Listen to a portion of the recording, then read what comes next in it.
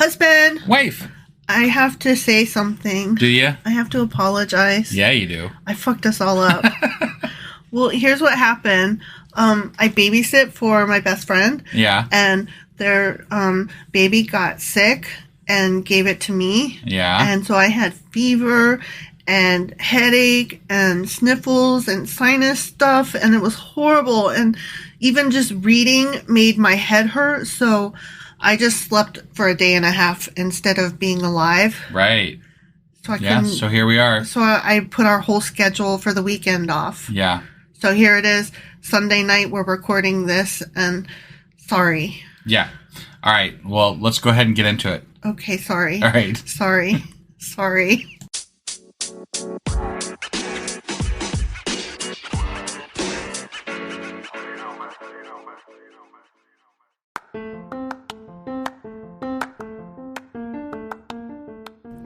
Welcome to Sacrilegious Discourse. I'm husband. And I'm wife. Together we're reading the Bible for the very first time.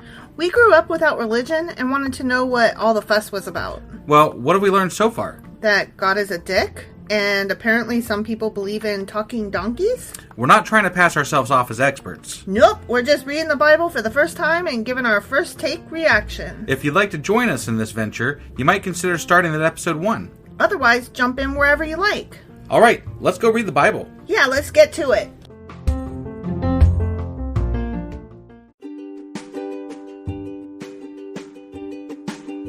Hey wife, did you know that Anchor is sponsoring our show? Really? Don't we use Anchor to distribute our podcast on Spotify and Apple Podcasts? Yeah, and we are on just about every other platform available as well, thanks to them. Why do we use Anchor as our podcasting service? Well, they make editing and distributing our show a breeze. What if one of our listeners wants to start their own podcast? Then they should head over to anchor.fm or download the app to get started. Awesome! You guys should go do that right now! Husband! Wife! Do you know what we're doing today? We're starting a new fucking book of the Bible. It really doesn't feel like a new book, though, because it's just a continuation. It's Second Kings, not First Kings anymore, but Second Kings. It's the same book. I mean, yeah. Part 2. Right. It's just part 2 of they made the same book. Yeah, right. So that's less exciting. It is less exciting. But still, we get to mark it off a list as another one down the hole. Yeah, so instead of marking one book off, we can mark 2 books off. Woohoo! It's awesome. Yeah. Yeah. So we're going to do chapter 1 of 2 Kings. Sounds good. Let's go do it. Let's go do it. Hey wife, do you like coffee in the morning? I sure do, husband. Morning, noon, night. Which reminds me, I need to add that to our grocery list because we're running low. Wait, before you do that, check out the website ungodlybrew.com where you can purchase a pound of your favorite flavor of coffee. What if I want more than 1 pound? Either order a larger amount or better yet, get 10% off by setting up a subscription for every 2 weeks or a month or whatever works for you. Did you set up something special for our listeners? You know I did. Exclusive for our listeners, get an additional 10% off subscriptions by entering the code SACRILEGIOUSCOFFEE at checkout. That's a hellishly good deal. Ungodly Brew is hellishly good coffee. Okay, 2 Kings, chapter 1. Okay. All right? Yeah. After King Ahab's death, call me Ishmael. I was waiting for it. I almost said something else, but I was waiting for you to say that. I knew it was coming. I was waiting for you to go, don't do it, don't do it, don't do it. No, that's just in my head. I let you do whatever the fuck you want, so. That's because you're a good husband like that. I appreciate that you allow me to do my things. I mean, I've definitely criticized, even publicly on here when you do certain things, but I'm like, we get done with something, I'm like, please, don't do that again. And then I just ignore you and do whatever I want right. anyway. Generally. Sometimes you listen to me. Sometimes I do. But occasionally. Not often. I mean, it's hit or miss. Often enough to stay married. So after King Ahab's death, the land of Moab rebelled against Israel. Okay. Because of course. Sure, yeah. Makes perfect sense. Right. One day, Israel's new king Ahaziah fell through the lattice work of an upper room at his palace in Samaria and was seriously injured. Okay. He fell through the lattice work? Yeah. What the fuck does that mean? Why was he on the fucking lattice work? I I mean, it's That seems like lattice is like the interconnected wood that's got like holes all through it, like a fence, basically. Yeah, was it like why on was his he roof as one of the battlements? And right, but like, what was he doing on the fucking lattice work? That seems dumb. That's what I'm saying. I don't get it. I wouldn't walk on lattice work. Did somebody shove him? Maybe. I mean, that could be. Okay, wait. He fell through it. Does this mean that like it was not the lattice work that stands up and down vertically, but probably like across horizontally? Like and he old-fashioned Florida room or something. Okay, so he was standing on top of it. Right. And That's what I'm thinking. Like that's the image that's in my head. So he was standing on top of it and fell through. Why was he up there? That's what I'm saying. Why the fuck was he up there? Lattice work can't hold your weight. Right. Well, I mean, maybe he was really light. Maybe he. Okay, I but don't know. you should always assume that lattice work is you're going to fall through. Right. You should always assume don't stand that. like. That, yeah. I would expect a child to maybe fall through because like. I mean, if you went to go buy lattice work at like Lowe's, they probably have a warning that says "Don't stand on this." Yeah, like cannot. This shit can't hold people. Cannot exceed like a half pound. Right? Yeah. Like no cats allowed. It's and lattice our work. cat is 13 pounds. It's lattice work, our dumbass. Our cat would not be able to walk across lattice work without falling through. I wouldn't want her to try it. Yeah. No. Good grief. Right. This guy's dumb. Okay. Right. He fell through that in his palace in Samaria. I like that they tell us where the palace is because maybe he's got more than one. It was the Samaria one. Yeah. Okay. And he was seriously injured. So he sent messengers to the temple of Baal-zebub. Baal-zebub? Maybe. Okay. The god of Ekron. Oh, it is. It's Beelzebub. Oh. You know? Yeah. But they wrote it Baal. Okay. Instead of Beelzebub. Beelzebub. Beelzebub. Okay. Okay. I gotta. We'll have to look that one up. Yeah. Like, what's a Beelzebub? Right. What's a Beelzebub? Is it different from a Beelzebub? I don't know. How many Beels would fit in a ball? The god of Ekron to ask whether he would recover. Do you what? He's asking a god. He sent messengers to the temple of Beelzebub to ask a god that's not God. I mean, at least not God of the Bible. Will I recover? Ask him, will I recover? Am I going to be okay? Okay. So he's not asking God. He's asking that guy. Beelzebub. Yeah. But the angel of the Lord, there's only one. Okay. The angel of the Lord told Elijah, who was from Tishbe. No, so Elijah's back. He never went away. I know, but they had like that, whatever, the Elisha. Other ones. Well, no, there was two other prophets. There was the one that was like a certain prophet, and then there was Micaiah.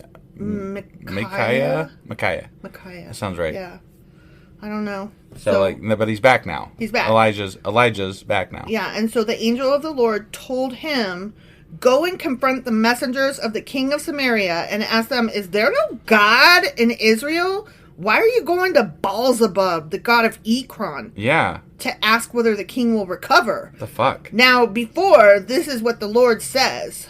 You will never leave the bed you are lying on. You will surely fucking die. Oh, damn. Damn! I guess that's gonna happen, because, Right? That's what happens. I mean, they weren't even asking him. Right. No, he just inserted himself into the fucking conversation. For no reason. Right, yeah. Like, what am I doing to you? I'm not bothering you. Yeah. I mean, I'm just sending my messengers to them instead of you. I thought maybe I didn't want to bother you. But he's offending God by asking another God. That they're admitting is a God, apparently. Yeah, because God is saying that God over there. Yeah, don't ask that God, ask me. Yeah. Fucker. So Elijah went to deliver the message. When the messengers returned to the king, he asked them, why have you returned so soon, fuckers? They replied, sir, a man came up to us and told us to go back to the king and give him this message. Yeah. Quote, this is what the Lord says, is there no God in Israel? Why are you sending men to Beelzebub, the god of Ekron, to ask whether you will recover? Therefore, because you have done this, you will never leave the bed you are lying on. You will surely die. Sorry, end quote. Right, but okay, you work for a king, right? Mm-hmm. Do you not fulfill his request? Yeah. You just come running back. Some random guy comes up to you, who's like, hey, dude, God says this. You need to go tell your king. Don't you be like, dude, I work for the king. I got your message, but I gotta go on and do this other thing first. Right, so. And then you go back to the king and you're like, so, on the way there, this other guy told us XYZ, you're gonna die. Mm-hmm. And then we continued on, and this is what we got from the other god, guys. Right. Beelzebub. Yeah. And, either it's the same, in which case, whoa, you're in really bad luck, sir. Right. But wouldn't you fear being in trouble if you didn't come back with the message he sent you for? Yes, I would. Right. And anyway, I would be curious what the Beelzebub guy said. And also, if you came back with that message from fucking God, I'd be like, I don't care what you got to do. Put me on a goddamn cart. Get me into that fucking Econ place. You know, like I don't need Yahweh's wrath here. Like, get me to that other God. Yeah, now. Exactly. Now. Exactly. I'm not trying to get killed by him. Right? He's a smitey fucker. Yeah. What sort of man was he? The king demanded. What do you look like? They replied, he was a hairy man, and he wore a leather belt around his waist. You know those hairy men that wear leather belts around their waist. Elijah from Tishbe! What the fuck? He knew him because he wore a leather belt and he was hairy. No, because he was hairy. That's what I said. He's hairy. He's hairy and wears a leather belt. How many hairy people do you know? Is he naked other than the leather belt? Because that's all that's it. Maybe his hair was so hairy he didn't need clothes. It haired out of his shirt, like it popped out of the top of his neckline. Maybe he was like Bigfoot and he's like Bigfoot and just wore a belt around his waist. He could run really fast, so like that's where they got the idea for Monsters Inc. Then he sent an army captain with 50 soldiers to arrest him. Damn. He's about to get it. Right? They found him sitting on top of a hill. Doo-doo-doo-doo-doo. The captain said to him, "Man of God, the king has commanded you to come down with us." But Elijah replied to the captain, "If I'm a man of God, let fire come down from heaven and destroy you and your 50 men. Oh, and guess what? Then fire fell from heaven and killed them all." That's what.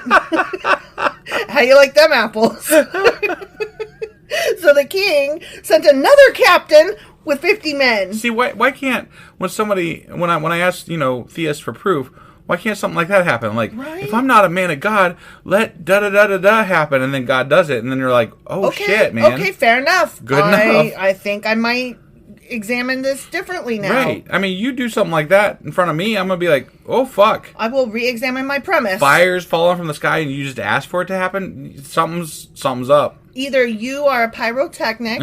Really good one. Or maybe there's a God. I doubt it. Could have been coincidental airplane falling from the sky. I guess, yeah. I don't know. I'm just saying. But back then, I'm just saying I will re-examine my premise. Sure. I will be But it would definitely less... make me think, right. like if you... So, like, if it's that easy to prove, you just ask God to do something. Right. And he does it. Exactly. Then just do that, just guys. Do it, like, I mean, all you gotta do is ask him for fire, and he brings fire. Clearly. I mean, Clearly. shit. This book don't lie. Right. Yeah. Right? Yeah. So, okay, and I want to make another point. It says the king sent another captain with 50 men. Oh, so... he does that a lot. But the only time it is okay to send someone after you lost the first group is in The Hitchhiker's Guide to the Galaxy. Arthur Dent takes a drink, and he's not sure it does the job. So he takes another shot of whiskey to go track down the first shot to make sure it gets there. Oh, that's definitely acceptable, yeah. Yeah, right? That's the only time you send somebody in after. When it comes to alcohol, you definitely got to check that first one. You got to make sure, yeah. And then I think he sends a third to check on the first two guys. I mean, that's legit, yeah. Right. But you don't send a whole captain and 50 men right. to go check on the first captain. Assuming that the first captain and 50 men died too. Right. The captain said to him, "Man of God, the king demands that you come down at once." And are the charred remains still sitting there? Or probably. Elijah replied, what do you think he replied? If I'm a man of God, let da-da-da happen. Fire come down from heaven. Fire. And destroy you and your 50 men. And it happened. And again, the fire of God fell from heaven and killed them all. Okay. Womp womp. Yeah. And why? If it was this easy, why was he fucking running from Ahab earlier and shit? Like Jezebel, running from Jezebel earlier. Like, I would just be he could have just dropped fire on their asses. If I'm not a man of God, then God's gonna burn you and you and you and you, and I'd be pointing to everybody, but not him, not her. It sounds like to me maybe Elijah had like a stash of like napalm around or something. Oh damn! And just like he lit it when they walked up. And he's like, there you go. There's your fire. He was a time traveler, and he had grenades. There you go. You go. And they were like, "This is godly," and he's like, "Nah, it's grenades, stupid." I need to watch. That reminds me of Monty Python and the Holy Grail and the Holy Hand Grenade. Oh, that's such a great scene. Those are good movies. I'm just saying. Monty Python. That was all I had. Just Holy Hand Grenade. Once more, the king sent a third captain with 50 men. That's just stupid. Yeah, it is. This is stupidity. Like, one guy has killed 100 of your men. Yeah. And you're sending another 50. That's, yeah. Makes perfect sense. This is called crazy, beating your head against a wall and expecting a different result. Right, yeah. But this time, the captain went up to hell and fell to his knees before Elijah. Good on him. Okay. Yeah. He pleaded with him, "Oh, man of God, please spare my life and the lives of these your 50 servants. See how the fire from heaven came down and destroyed the first 2 groups? But now please spare my life." Oh, he's smart. He's like, he is. "I'm only here because the king sent me. I didn't want to come. I have no choice. Understand this, please." Right, yeah. But the second guy, though, like, I mean, there were... I don't understand why. Why would you just, like, die? Right. You know, like he must have been looking at the 50 charred remains, you know, and, like... Why? What the hell happened here? Right, yeah. What goes on? Like, I need to ask a few questions before we demand your presence at the king's court here. This guy played it smart. He was like, "I'm only here because somebody else made me do it." Right. So then, this is so smart, then the angel of the Lord said to Elijah, "Go on down with him and don't be afraid of him." Okay? Yeah. I just find it, like, funny that the first guy was like, or the first time a guy is like, "I'm scared of your God, please don't kill me." Yeah. Now all of a sudden God's like preening and he's like, "Okay, you can go with him now. I won't kill him. I'm pretty again." Yeah. So Elijah got up and went with the king. And Elijah said to the king, "This is what the Lord says." The Lord who thinks he's pretty now. The Lord who is so happy to be feared. Yeah. "Why did you send messengers to Baal-zebub, the god of Ekron, to ask whether you will recover? If there's no God in Israel to answer your question, therefore, because you have done this, you will never leave the bed you are lying on. You will surely die."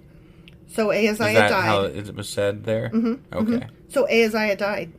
Oh, just as the Lord had promised through Elijah. Yeah, I mean, there it is. Happened. Yep. God brought fire down on 100 guys, and he killed that king. Yep. And so, but he spared that third captain and those third set of 50 men. God must be real, right? Must be real. There's definitely thousands of year old text. This definitely proves it, right? I'm totally not convinced. Since Ahaziah did not have a son to succeed him, his brother Joram became the next king. Okay. I'll tell you what really happened. His brother Joram killed him. Right, probably. The end. Yeah, he's the one that pushed him through the fucking lattice. Yeah, right?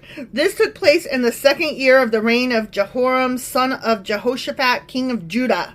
Okay. The rest of the events in Ahaziah's reign and everything he did are recorded in the King's Chronicle thing or whatever the fuck it is. The end. Yeah, that. All right. Yep, that's what happened. Was yeah, God killed some people again. As usual. Not to be, nothing surprising. God's getting a little bit more, like we talked about it a few episodes back, like maybe in the middle of King somewhere. He was like kind of being more hands off and stuff. Yeah, but he's getting a little bit more directly involved with Elijah around. Yeah, he is. So that's interesting. It's interesting. It's also like he wasn't being worshipped enough, and so that right? now he's like, all right, I'm gonna get my hands dirty again. Somebody call me pretty. Yeah, I'm gonna light fire to some people, and that'll make them pay attention. Besides, I like killing. I haven't done that in a few centuries. Here, hold my beer. Exactly. See if I still got this. Clearly he does. Clearly, yeah. Okay. It's just he's now been gone for how many eons? Yeah. I don't. Do you think he got bored, or do you think he died? Maybe he died. Probably died. Yeah, sure. He's not eternal. I don't care what they say. Or he's just made up by humans. Oh, that one. I picked that one. I didn't know that was an option. It isn't. It is an option. Yes. Okay. I wasn't aware. Okay. That's the one I picked. That's the one we're going with? C. It's always C. It's always C. Yep. C is always the best answer. It's also stands for cookie. I did take a test the other day for something. Yes, it does stand for cookie. Sorry, C is for cookie. That's good enough. That's good enough for me. Okay, but you took a test. I did. Yeah, I took a test the other day, and every answer was B. Every fucking answer. It's lies. That test was a lie. I mean, I'm just saying. What test was it? It was a training course thing that I had to take. Oh, for work. Yeah. Oh, and they made every answer B. That's and I'm like, stupid. Okay, well, Because I literally was just clicking through it to get done with it. And I started off by hitting B and it was right. And then I hit the next one that was B and it was right. And I was like, well, let's just hit B all the way through. And B, B, B, B, B. It was correct all the way through. Oh, my God. I'm like, that was easy. That's so stupid. I'm so unimpressed with your workplace. Right, yeah, I know. And, all right. And you, to be honest. I mean... Like, you couldn't even be bothered to, like, read the questions. You were like, I don't care, la, la, la. Correct. So, you could be a brain surgeon, right? I'm not. We haven't revealed your occupation. Correct. I promise nobody is affected by this. You're not in the medical field. I'm not in the medical field or anything that this would directly affect anybody that I work with. Or two. Yeah. Yeah. So, it's all good. It's all good. All right. Well, that was 2 Kings, chapter 1. Mm-hmm. And tomorrow we will be back with... 2 Kings, chapter 2. And just real quick, I want to say, Happy Labor Day. Yeah, also, I forgot. We're going to be doing a Patreon episode tomorrow, too. Oh, yeah. Finally. And we're going to be announcing something, like a free giveaway for our patrons today. So, like, if you get this episode early today, you still got time to become a patron for us. Yeah. And then you will be eligible to claim something from our giveaway. It's mostly just leftover swag from our convention, but free shit, man. Free shit, man. And you can sign up for as low as $2 a month for the patron. Yep. You really oughta. You really oughta. Yeah. Okay. All right. Anyway, we'll see you guys tomorrow for the next episode, okay? Bye. Bye.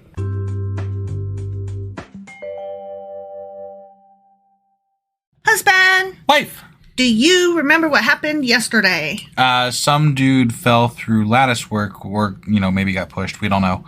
But, he fell, and then he went to ask Beelzebub. Beelzebub with the ball, the bang, yeah. diggy. And then he got... He asked him, am I going to be okay? Yeah, but then they didn't actually... The guys that he sent to ask Beelzebub didn't actually make it there because they got stopped by Elijah, who then, called... Who's hairy. Yeah, who's hairy. Yeah. He's really fucking hairy, apparently. Yeah. But then he was like, you're dead, and he killed 50 of them. And then and then the king sent 50 more, and then he was like, you're dead, and killed 50 of them. And then he sent a third one, and he was like, whoa, dude, what do you need? I'm all yours. Mm-hmm. And that was that. That was that. And then he died. And then the king died. Yeah, because you were like, he said, and he did, and I'm sorry. You were doing pronoun abuse. I did. Okay.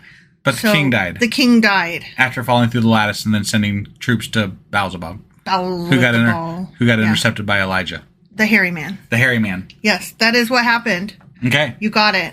All right, so that was 2 Kings chapter 1. Mm-hmm. And today we're getting into... 2 Kings chapter 2. All right, let's go do this. Okie dokie.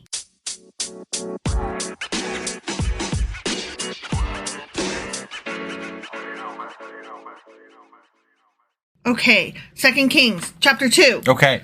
And I got to read this headline, even though we're not doing headlines. Right. But I really like this headline. Oh, okay. Elisha succeeds Elijah. Oh, so Elijah's going to die. I mean, either that or he's going to hand off the baton.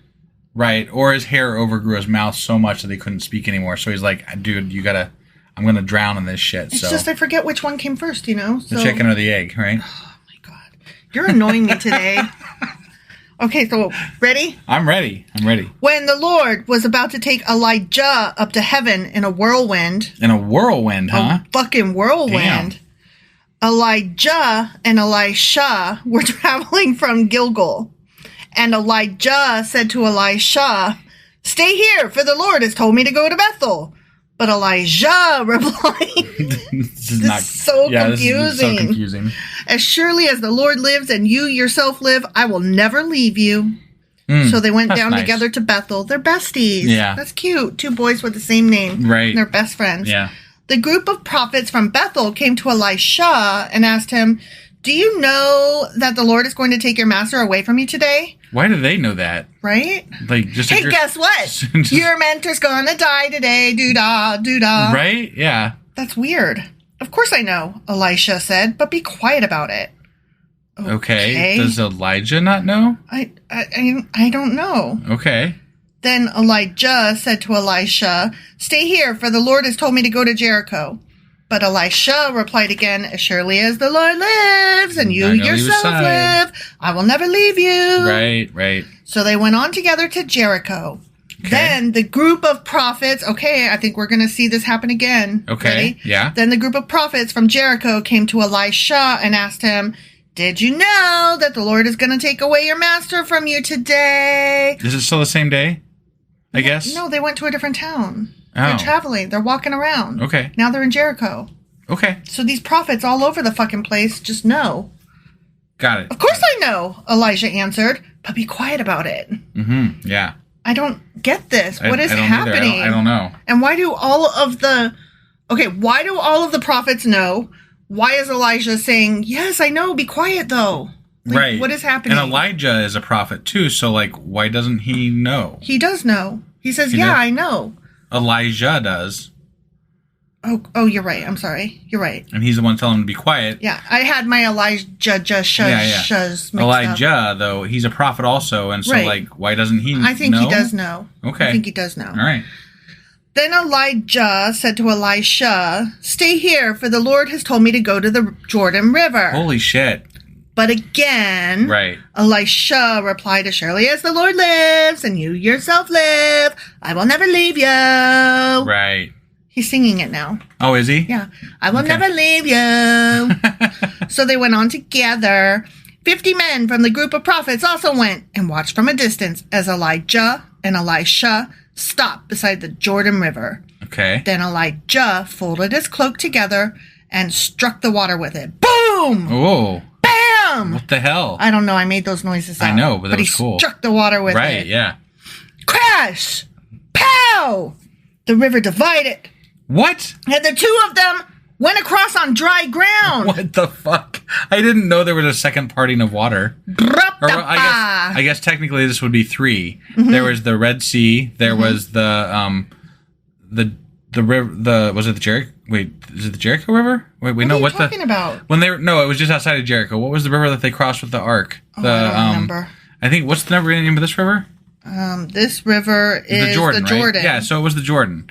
Yeah, so they stopped the Jordan twice now. That's awesome. Cross, right? It must be a stream. I guess, yeah, right? It must be easy. Yeah. So when they got to the other side, Elijah said to Elisha, tell me what I can do for you before I'm taken away. So see, he knows. Okay. And Elisha replied, please let me inherit a double share of your spirit and become your successor. Well, that's nice, yeah. He's like, you're so awful. Right. Not awful. No, you're awesome. You're so awesome. I want to be just like you. Right, twice as much, even. Mm-hmm. You have asked a difficult thing, Elijah replied. If you see me when I'm taken from you, then you will get your request. But if not, then you won't. Okay. Then I will never take my eyes off you. Peel my eyes and look. Give me some super glue. Right. As they were walking along and talking, suddenly a chariot of fire appeared. What the fuck? Drawn by horses of fire. What the fuck? It drove between the two men, separating them, and Elijah was carried by a whirlwind into heaven. Oh my God. This is so stupid. Elisha saw it and cried out, my father, I see the chariots and charioteers of Israel. And as they disappeared from sight, Elisha tore his clothes in distress. I guess he did. Yeah. I mean, that's not fair. No. Fucking fiery horses. Right? What the fuck is that That's not shit? fair. I didn't even have a chance. Right. The hell, rigged game. But, I gotta say, Elijah has had one of the best deaths so far. Yeah, he has. In the Bible. That was pretty, he got picked up. Fancy. There are some who say that since he didn't actually die and was carried by a whirlwind into heaven, that he is still alive today and that he is the only living person in heaven. Really? Yeah. Interesting. That's a fable, story, yeah. thing. Okay. Legend? Sure. I don't know. Yeah. Whatever. All right. So Elisha picked up Elijah's cloak, which had fallen when he was taken up. Then Elisha returned to the bank of the Jordan River. He struck the water with Elijah's cloak and cried out, where is the Lord, the God of Elijah? Then the river divided and Elisha went across. Well, see there, he's got the power. I got the power. Right, yeah. Did you ever dance to that song? Got the power of Grayskull. I have the power. But did you ever dance to that song? I don't think so, no. They played it at all the high school dances that I went to. I think that was before I was in high school. You're slightly older than I am. So I graduated in 93. When did you graduate? 96. Oh my God, you're so young. When the group of prophets from Jericho saw from a distance what happened, they exclaimed, Elijah's spirit rests within Elisha. Wah! Okay. And they went to meet him and bowed to the ground before him. You're cool, man. Yeah. They were like, Jeezy Pete's. Sir, they said, just say the word, and 50 of our strongest men will search the wilderness for your master. Perhaps the Spirit of the Lord has left him on some mountain or in some valley. Right? What the fuck? No. Right, said, no, dude's dead. Do not send them. But they kept urging him until they shamed him into agreeing, and he finally said, all right, whatever, fuck, man, send them. Right. Right? Yeah, that's what he said. That's exactly what he said. Exactly how he said it, too. For those new to the podcast, I tend to add my own F-bombs. I gave up trying to edit wife out. Because it's better the way I'm saying it. It is. I mean, I'm not arguing. I think a lot of people agree. So yeah. There you have it. So 50 men searched for 3 days, but did not find Elijah. Okay. I wasn't expecting them to. No, right? Yeah. Elisha was still at Jericho when they returned. Didn't I tell you not to go, stupids? He asked. One day, the leaders of the town of Jericho visited Elisha. We have a problem, my lord. Red alert, they told him. Red alert, they said, huh? They said red alert. Okay, all right. This town is located in pleasant surroundings, as you can see, but, hey, so the water is bad and the land is unproductive. Oh, man, that's not good. Elisha said, bring me a new bowl with salt in it. I'll fix this shit. He's feeling his oats. Yeah, he is. So they brought it to him. Then he went out to the spring that supplied the town with water and threw the salt into it, and he said, this is what the Lord says. I have purified this water. With salt, huh? It will no longer cause death or infertility. Oh my gosh, good. Mm-hmm. That's awesome. You can have all the babies now. Wow. Fuckity fuck. It's amazing. And the water has remained pure. To this day? Ever since. Just as Elisha said. Got it. Should have been to this day. Right. Elisha left Jericho and went up to Bethel. As he was walking along the road, a group of boys from the town began mocking and making fun of him. That's not good. Rude. Go away, Baldy, they chanted. Oh no, I know this story. Go away, Baldy. I know this story. What is this story? He's gonna they're gonna get mauled by bears. Are you serious? I think so. I don't know this story. Why do you know this story? Because it's popular. I like popular things. Just read it. It's good shit. Well, wait. Yeah, we don't have much to go.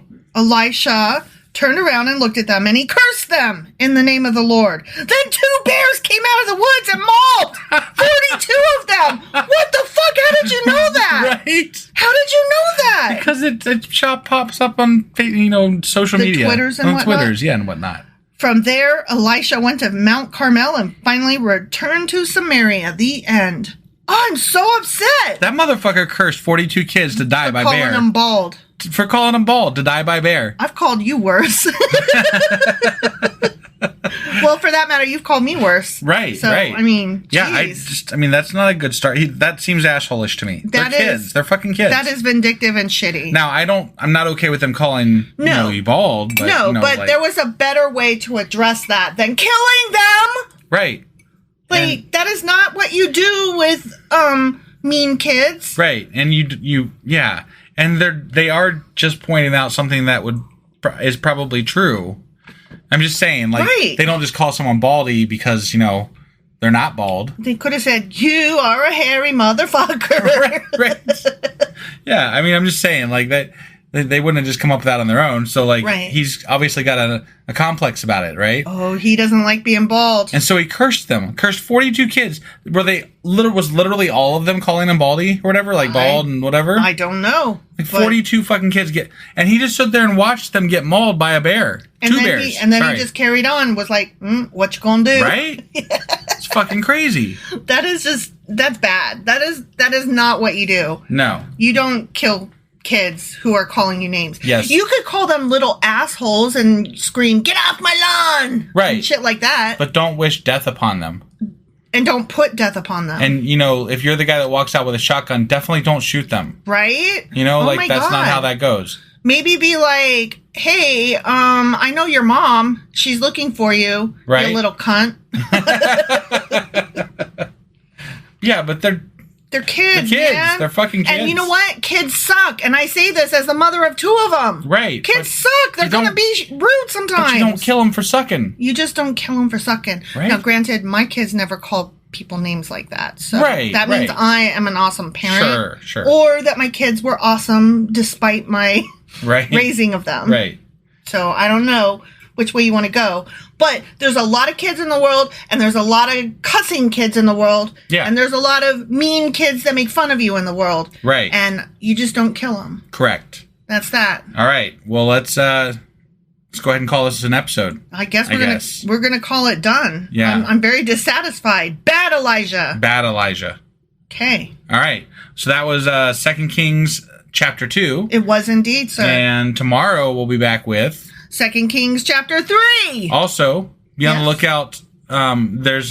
We just put up a new Patreon episode as you're receiving this episode. So if you want to check it out, we've got a episode out now called it's about how we're lowbrow and how people think of us as a podcast. So definitely, it takes $2 a month, gets you in there. You can listen to the episodes that we do special for our patrons. And go and check that out. So it's patreon.com/sacrilegious discourse.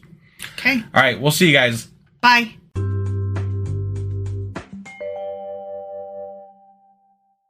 Husband. Wife. What are we doing today? We're finally doing a Patreon episode. Fuck yeah, we are. Yeah, and this one's called The Case for Coarse Discourse. Ooh, what's it about? Well, we've had some people say some things about our podcast, and we just want to address some of those things, that's all. Just wanted to talk it over and... Maybe that we're not mature. Maybe we say things a little too vulgar. I don't know. Or we're not serious enough. Yeah. Things like that. Or we're too lowbrow to be taken seriously. Right. Or we don't really know what we're talking about, which is funny because we don't. Generally, but we endeavor to find out. Right. Yeah. Anyway, that's essentially what we're talking about today. Just kind of addressing some complaints we've run into over the last year or so of our podcast. But not really arguing against the complaints so much as discussing them and taking the complaints seriously. Sure. And to be fair, these are not from fans. Right. The complaints are not from you guys. No. They are from people who don't even give our podcast the time of day. So no, they've never even listened to it. But it's still something that we want to make sure that we are trying to understand what we might come up against and what has been said and how we feel about that. Yeah, definitely. So we've got a little bit of a few things to go over here, and we're going to get right into that, I think. So we'll see you on the other side of this break. Yep.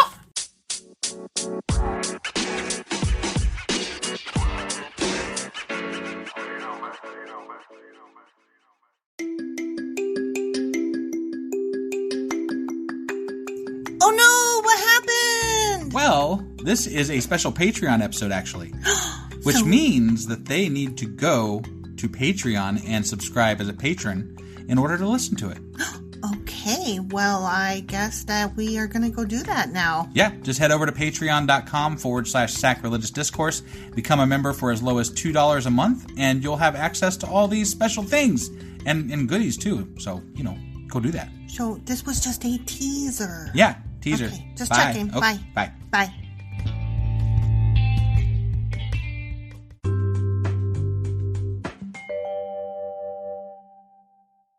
Husband. Wife. Do you remember what happened yesterday? As I recall, Elijah got taken somewhere in a whirlwind with fiery chariots, and then Elisha took over, and he got mad at some kids for calling him Baldy. Yeah. And he cursed them, and then bears ate them, mauled them. That pretty much sums it up. Yeah, that's exactly what happened yesterday. Yeah. Yep. Crazy shit. Yeah. It was actually a really action-packed, crazy fucking chapter there. It really was. I didn't expect all the things that happened, and I didn't expect that you had actually heard that story before. I didn't know it was coming. It kind of came out of nowhere, and it was like just 1, 2, 3, go. There it is at the end. Right? Like, it was like, the final paragraph. He cursed them, then they died, got mauled by bears. 42 of them. There you go. Yep. Like the last, 5 sentences of the chapter. Right? That whole story. Yeah. I'm like, that's fucking nuts. Really is. All right. Well, that was 2 Kings chapter 2. Yep. And today we're getting into 2 Kings chapter 3. All right, let's do this. Okie doke.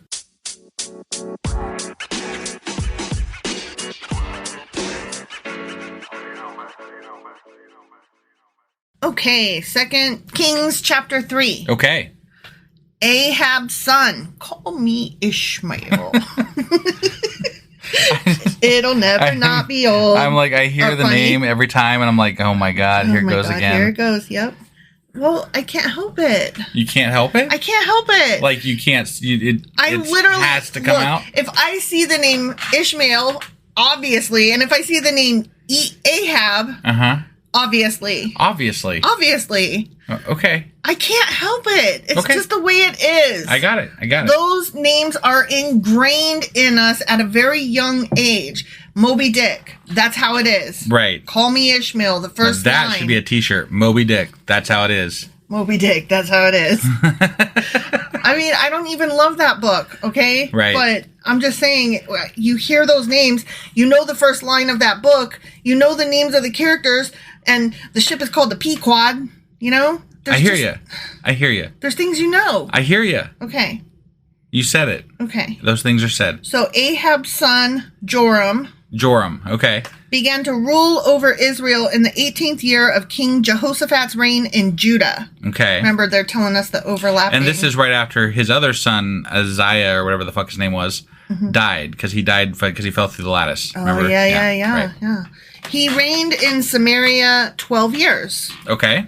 He did what was evil in the Lord's sight. Of course he did. But there's a caveat. Okay. But not to the same extent as his father and mother. He's not the worst. He's not the worst. He's bad. He's the second worst. He's not the worst. He at least tore down the sacred pillar of Baal that his father had set up. Okay. Cool. Nevertheless, he continued in the sins that Jeroboam, son of Nebat, had committed and led the people of Israel to commit. That poor Jeroboam. Mm-hmm. Yeah. Whatever. King Mesha. Oh, this is a new little section. Oh, okay. King Mesha of Moab was a sheep breeder. Okay. Could you imagine being a king and breeding sheep? I mean, I bet he had people do it for him. I wonder if kings and queens have hobbies like scrapbooking or chopping people's heads off, card making, like paper crafts, breaking people's legs, collecting records, going to war. Stop! What? I'm trying to be for real. I was too. Like, this guy is a sheep breeder. Yeah. And a king. I hear you. Okay, so his name is Mesha of Moab. Mesha of Moab. Mm-hmm. Okay. He used to pay the king of Israel an annual tribe of 100,000 lambs and the wool of 100,000 rams. Gotcha. He's the original Eminem. He used to. He is. Mesha of Moab. You were waiting for me to I was. Because it occurred to me right after you started speaking again. M of M. M of M. But did you hear he used to pay Israel? Yes. Okay. Yeah. That indicates, but he does not anymore. Right. But after Ahab's death, the king of Moab rebelled against the king of Israel. Oh, man. Fair enough. I mean, if the first with. son is dumb enough to fall through lattice work, the second one can't be much better, right? Like, what you gonna do? Right. This is the consolation prize king. Yeah. So you think you're a tough guy, huh? Right. So King Joram promptly mustered the army of Israel and marched from Samaria. Okay. He ketchuped and mustard. He mustered the army, yeah. Yeah. On the way, he sent this message to King Jehoshaphat of Judah. Okay. Excuse me, the king of Moab has rebelled against me. Will you join me in battle against him? Who did he send that to? Jehoshaphat. Jehoshaphat, okay. And Jehoshaphat replied, why, of course, you and I are as one. My troops are your troops, and my horses are your horses. Where do you think the saying jumping Jehoshaphat? Mm-hmm. Do you think that has to do anything with this king? I would think so. I mean, I'm just curious. Like, maybe he jumps. Now I'm going to be listening for it, Right? Then Jehoshaphat asked, what route will we take? We will take the attack from the wilderness of Edom. Joram replied. The king of Edom and his troops joined them, and all 3 armies traveled along a roundabout route through the wilderness for 7 days. Okay. 7 roundabout days. route. Yeah. You spin me right round, baby, right roundabout. But there was no water for the men or their animals. Oh, that's sad. What should we do? Yeah. The king of Israel cried out. The Lord has brought the 3 of us here to let the king of Moab defeat us. Right. Oh, that was the wrong accent. That was not King Jehoshaphat that said it. That was one of the other kings. My bad. Okay? Yeah. Because now King Jehoshaphat of Judah asked, is there no prophet of the Lord with us? If there is, we can ask the Lord what to do through him. One of King Joram's officers replied, so this is just some guy, Elijah son of Japhat is here. He used to be Elijah's personal assistant. Okay. Okay? Yep. Jehoshaphat said, yeah! The Lord speaks through him! Okay. He was jumping yeah. Jumping Jehoshaphat. So the king of Israel, King Jehoshaphat of Judah, and the king of Edom went to consult with Elijah. Okay. Wait. Oh, Elisha. Shah. Okay. Why are you coming to me? Elisha asked the king of Israel. Go to the pagan prophets of your father and mother. Like, why are you asking me? Like, I don't have your answers. These aren't your gods. These aren't the gods you seek. These are not the gods you seek. Right. That's right. But King Joram of Israel said, no, for it was the Lord who called us 3 kings here, only to be defeated by the king of Moab. Okay. Elijah replied, as surely as the Lord Almighty lives, whom I serve, I wouldn't even bother with you except for my respect for King Jehoshaphat of Judah. Now, I guess bring me someone who can play a harp. Right. While the harp was being played, the power of the Lord came upon Elisha, and he said, now, hold on, before I tell you what the Lord said. If you were, like, about to prophecy for a king who doesn't even believe in your God and who praises other gods, wouldn't you ask for more than a harp? Maybe? I would be like, okay, I'm going to need a few things. I'm going to need a really well done steak dinner. And I would like some chocolate covered strawberries for dessert. But God probably wouldn't like it if you used him to acquire things that are not due you. I need a lot of credits on my Audible account so that I can get all the audiobooks that I want to listen to. Yeah. What else would I need? I don't know. Some boots that would fit over my calves. Would they be made for walking? They would be made for walking, as a matter of fact. Is that just what they're going to do? That is just what they're going to do. Okay. Also, I want to fly to Europe. Okay? Got it, yeah. So, those are the things I will need, please. Got it. Okay. Yeah. While the harp was being played, the power of the Lord came upon Elisha, and he said, this is what the Lord says. This is probably why we always, like, the harp playing here, like, it's why it's associated with godly, you know? Because he's helping channel God with that harp, right? Right? Sure, yeah. This dry valley will be filled with pools of agua. Oh, man. Water. Awesome. You will see neither wind nor rain. I've seen fire and I've seen rain, says the Lord. But this valley will be filled with water. Okay. Don't know where it's fucking coming from if you're not going to let it rain. It's apparently going to come up from the springs or something. I guess that happens. Water comes up from the ground. I mean, if there was a lot of rain upstream somewhere, I guess that could happen. Yeah. Yeah. You will have plenty for yourselves and your cattle and other animals. But this is only a simple thing for the Lord, for he will make you victorious over the army of Moab. Why? Why? Yeah, why? Why are you supporting them? I don't get that. Like, he's supported much. He's fought against people that were more godly than these people. Yeah. And I'm like, but now he's like, I don't understand this. He's so willy-nilly. Right? You will conquer the best of their towns, even the fortified ones. You will cut down all their good trees, stop up all their springs, and ruin all their good land with stones. Oh. That's just rude. It really is. Don't ruin the good land with stones. We had a house one time. Somebody ruined our good yard with stones. Really? Yeah, the yellow house, remember? Oh, yeah. There's nothing but fucking stones. I thought you meant like somebody while we lived there came and dropped stones. No, when we moved in, the whole back was covered with stones. Yeah. And we thought that we would be able to like... Get it out. But no, it just was like ever-present. Stones all the way down. Right, yeah. I basically mowed rocks. Yeah, it was bad. Yeah, don't fuck around with rocks on people's yards. The next day, at about the time when the morning sacrifice was offered, water suddenly appeared. Water suddenly... No, that's not what I was... Never mind. Don't Suddenly go chasing waterfalls. Every time Elijah's near. No. Okay. No. I liked mine better. Okay, sorry. Don't go chasing waterfalls. It was flowing from the direction of Edom, and soon there was water everywhere. Awesome. See? It didn't come from nowhere. It came from Edom. Got it. Okay. Meanwhile, when the people of Moab heard about the 3 armies marching against them, they mobilized every man who was old enough to strap on a sword. You said strap on. And they stationed themselves along their border. Okay. Quote unquote sword. I made myself laugh. Oh, strap on is never not funny. Okay, right. Sorry. I don't mean to kink shame. Whatever you guys like. Consent. Okay. Whew. But when they got up the next morning, the sun was shining across the water, making it appear red to the Moabites. Oh, some more red water. Like blood. Right. It's blood! Holy shit. The Moabites exclaimed. Yeah. The 3 armies must have attacked and killed each other. Woohoo! Yeah! Let's go, men of Moab, and collect the plunder. They done fucked up. You should never assume that red water is blood. I mean, yeah. And you should never assume this that... This is obviously God doing this, right? To give them an easy victory? Mm-hmm. Okay. Yeah.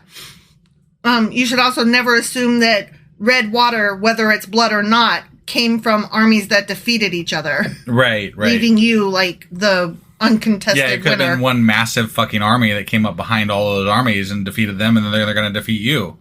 You just don't know. You don't know. You send a scout. It could have been a fucking cow died in the stream and is bleeding downstream. But you send a fucking scout, right? Like, I mean, come on. But no, they all went.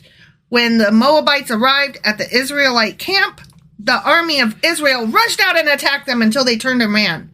The army of Israel chased them into the land of Moab, destroying everything as they went. Okay. Remember how they killed all the Moabites, but they're still, Yeah. They destroyed the towns, covered their good land with stones. Oh, assholes. Of course. Stopped up all the springs. That's just rude. I thought Moab was protected by God. I don't remember. It struck me that it was, like, that's why they didn't attack it back when Moses and all of them were camped right outside of it, so. Oh, you know what? I think you're right, but I think it was just that one time. Oh. It was not like a forever protection. It was just like a one-off. Got it. Cut down all the good trees.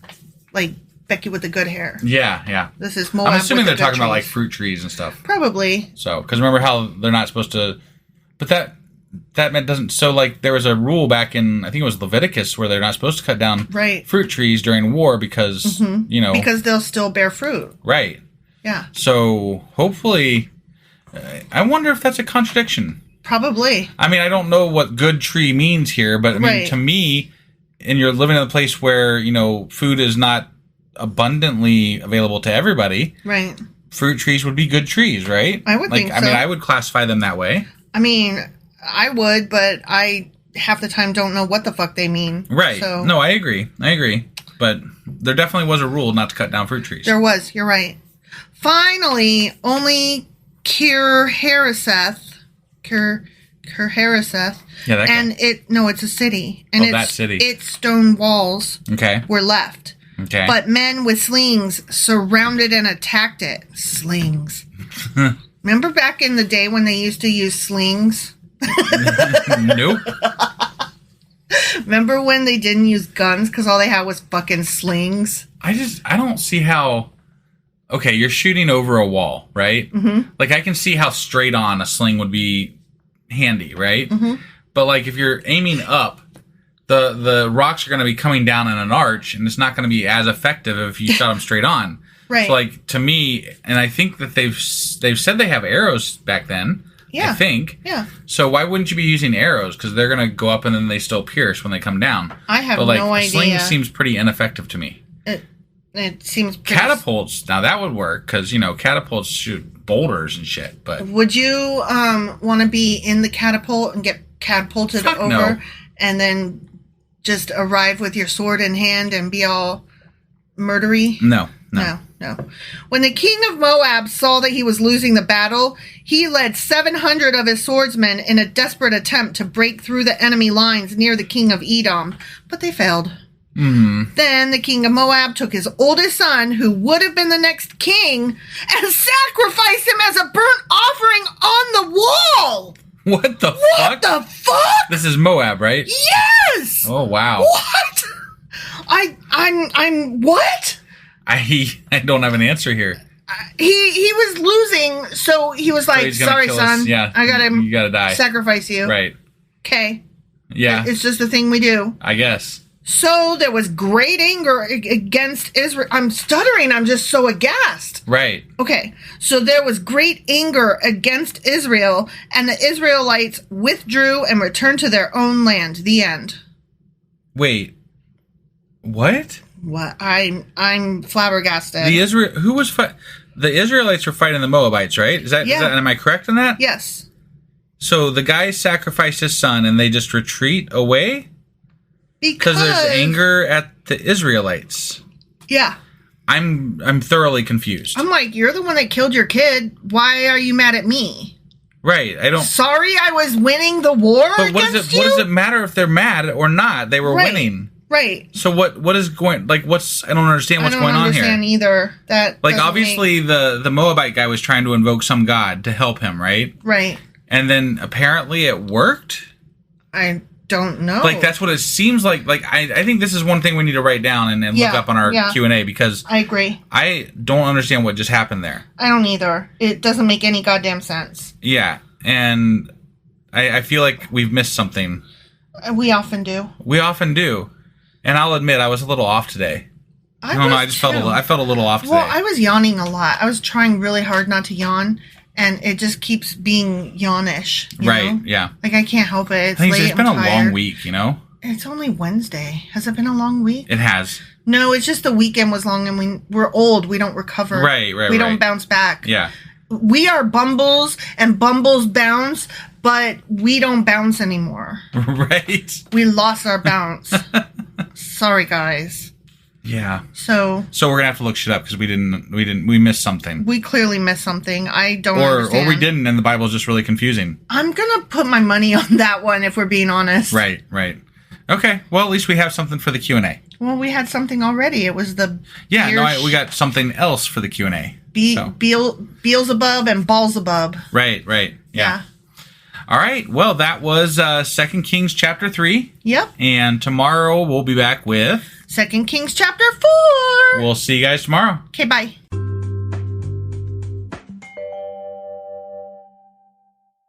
Husband. Wife. Do you remember what happened yesterday? I mostly just remember being very confused because the one dude sacrificed his son. And out of the blue. To get the other guys to go away. He's like, oh no, we're losing. Quick, kill my son. And then they went away. Yeah. And I was kind of lost. Yeah. It was very confusing. I'm really either hoping for some clarification in this chapter or looking forward to the Q&A on Saturday. Right. Because I don't know what the fuck happened. I don't either. There was anger against Israel because how dare they win their war?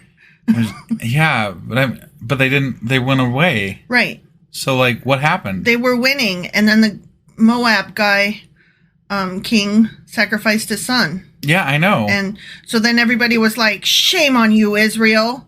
And so Israel was like, "Okay," and just left. Right. Yeah. I was like, what's going on here? It didn't make any fucking sense. It didn't make any fucking sense. Well, let's see if we can get something to make sense today. Sounds good. All right, so that was 2 Kings chapter 3. Indeed it was. And today we're going to be getting into 2 Kings chapter 4. Let's go do this. Okie dokie.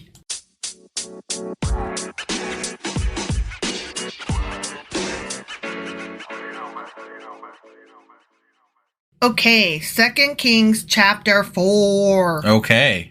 One day, the widow of a member of the group of prophets came to Elisha and cried out, "My husband who served you is dead, and you know how he feared the Lord.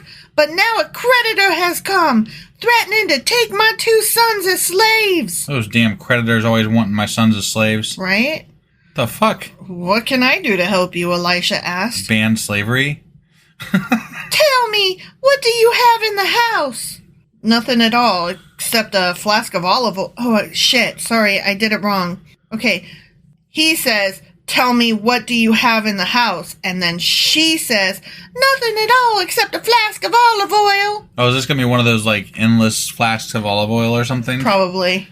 And Elijah said, "Borrow as many empty jars as you can from your friends and neighbors. Then go into your house with your sons and shut the door behind you. Pour olive oil from your flask into the jars, setting each one aside when it is filled." So she did as she was told. Okay. Her sons kept bringing jars to her, and she filled one after another. Wow. Soon every container was full to the brim. Fucking amazing. Wow, you called that one. Right? "Bring me another jar," she said to one of her sons. Because it just never runs out. "There ain't no more," he told her. Okay. And then the olive oil stopped flowing. Oh. When she told the man of God what had happened, he said to her, "Now sell the fucking olive oil and pay off your fucking debts, and you and your fucking sons can live on what is fucking left over." Yeah. Okay, so that was the end of that little section. What's up? Lately there's these, endless... I just have this one little thing, and then they're like, we'll make it into lots of little things. It's the endless wine that... I know. We're prepping for Jesus, didn't you know? Right, but it's so ridiculous. No, I know.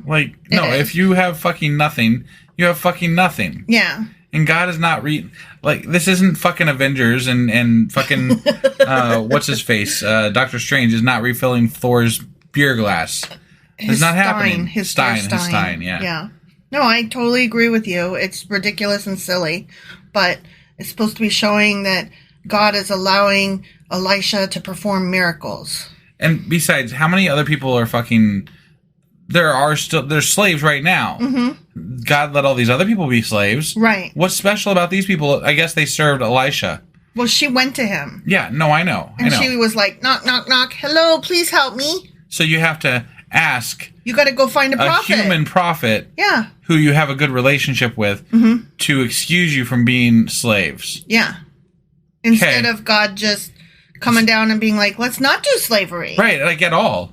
Yeah, let's just not. It's not a good thing, so... It doesn't require networking. Let's just not do slavery. Right, slavery, bad. Right. You know what? Let's just amend the fucking tablets, huh? Yeah.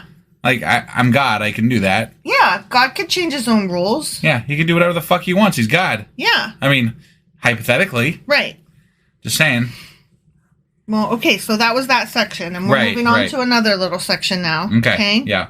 One day... One day, Elisha went to the town of Shunem. A wealthy woman lived there, and she urged him to come to her home for a meal. Okay. After that, whenever he passed that way, he would stop there for something to eat. She said to her husband, "I'm sure this man who stops in from time to time is a holy man of God." You're sure, huh? I'm sure of it. He didn't fucking say that he is? He comes here like every other week and sits at my table and doesn't say a goddamn word. I'm just going to guess I don't know if he is or not. It's the leather belt and the hair. Yeah, he is a hairy motherfucker. That was Elijah, so...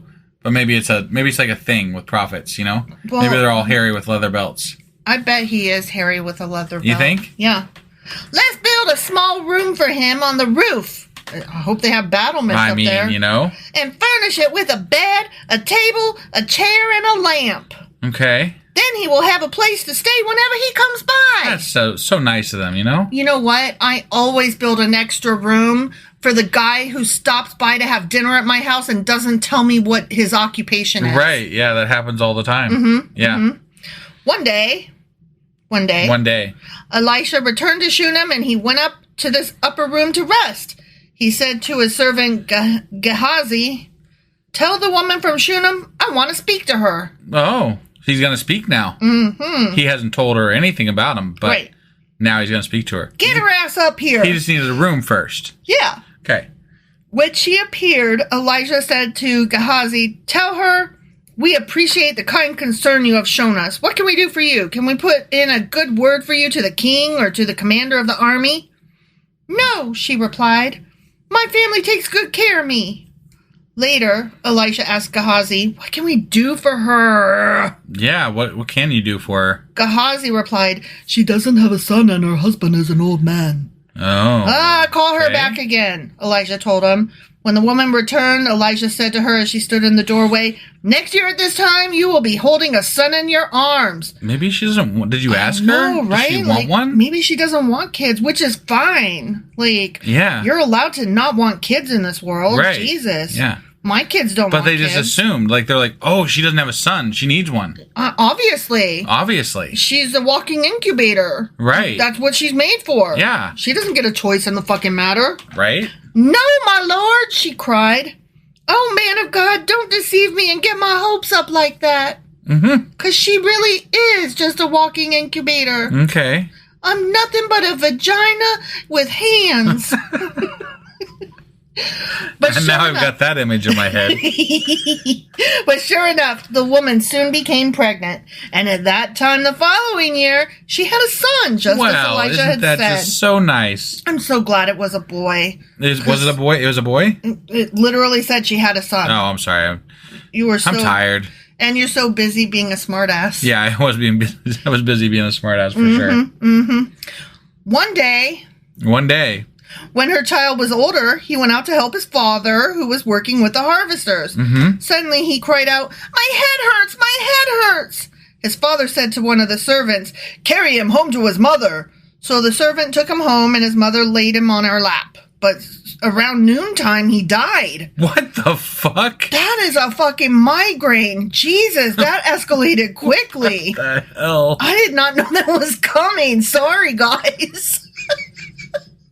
I have a headache. Oh, shit, I'm dead. That's kind of shitty. You give this woman a son, and then you kill him. I didn't say you would keep him. Yeah, right, yeah. She carried him up and laid him on the bed of the man of God, then shut the door and left him there. She sent a message to her husband. Send one of the servants and a donkey so that I can hurry to the man of God and come right back.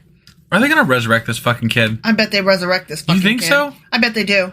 I bet come they do. On now. I bet they do. If they resurrect this motherfucker, this is getting a little ridiculous. Should we take bets?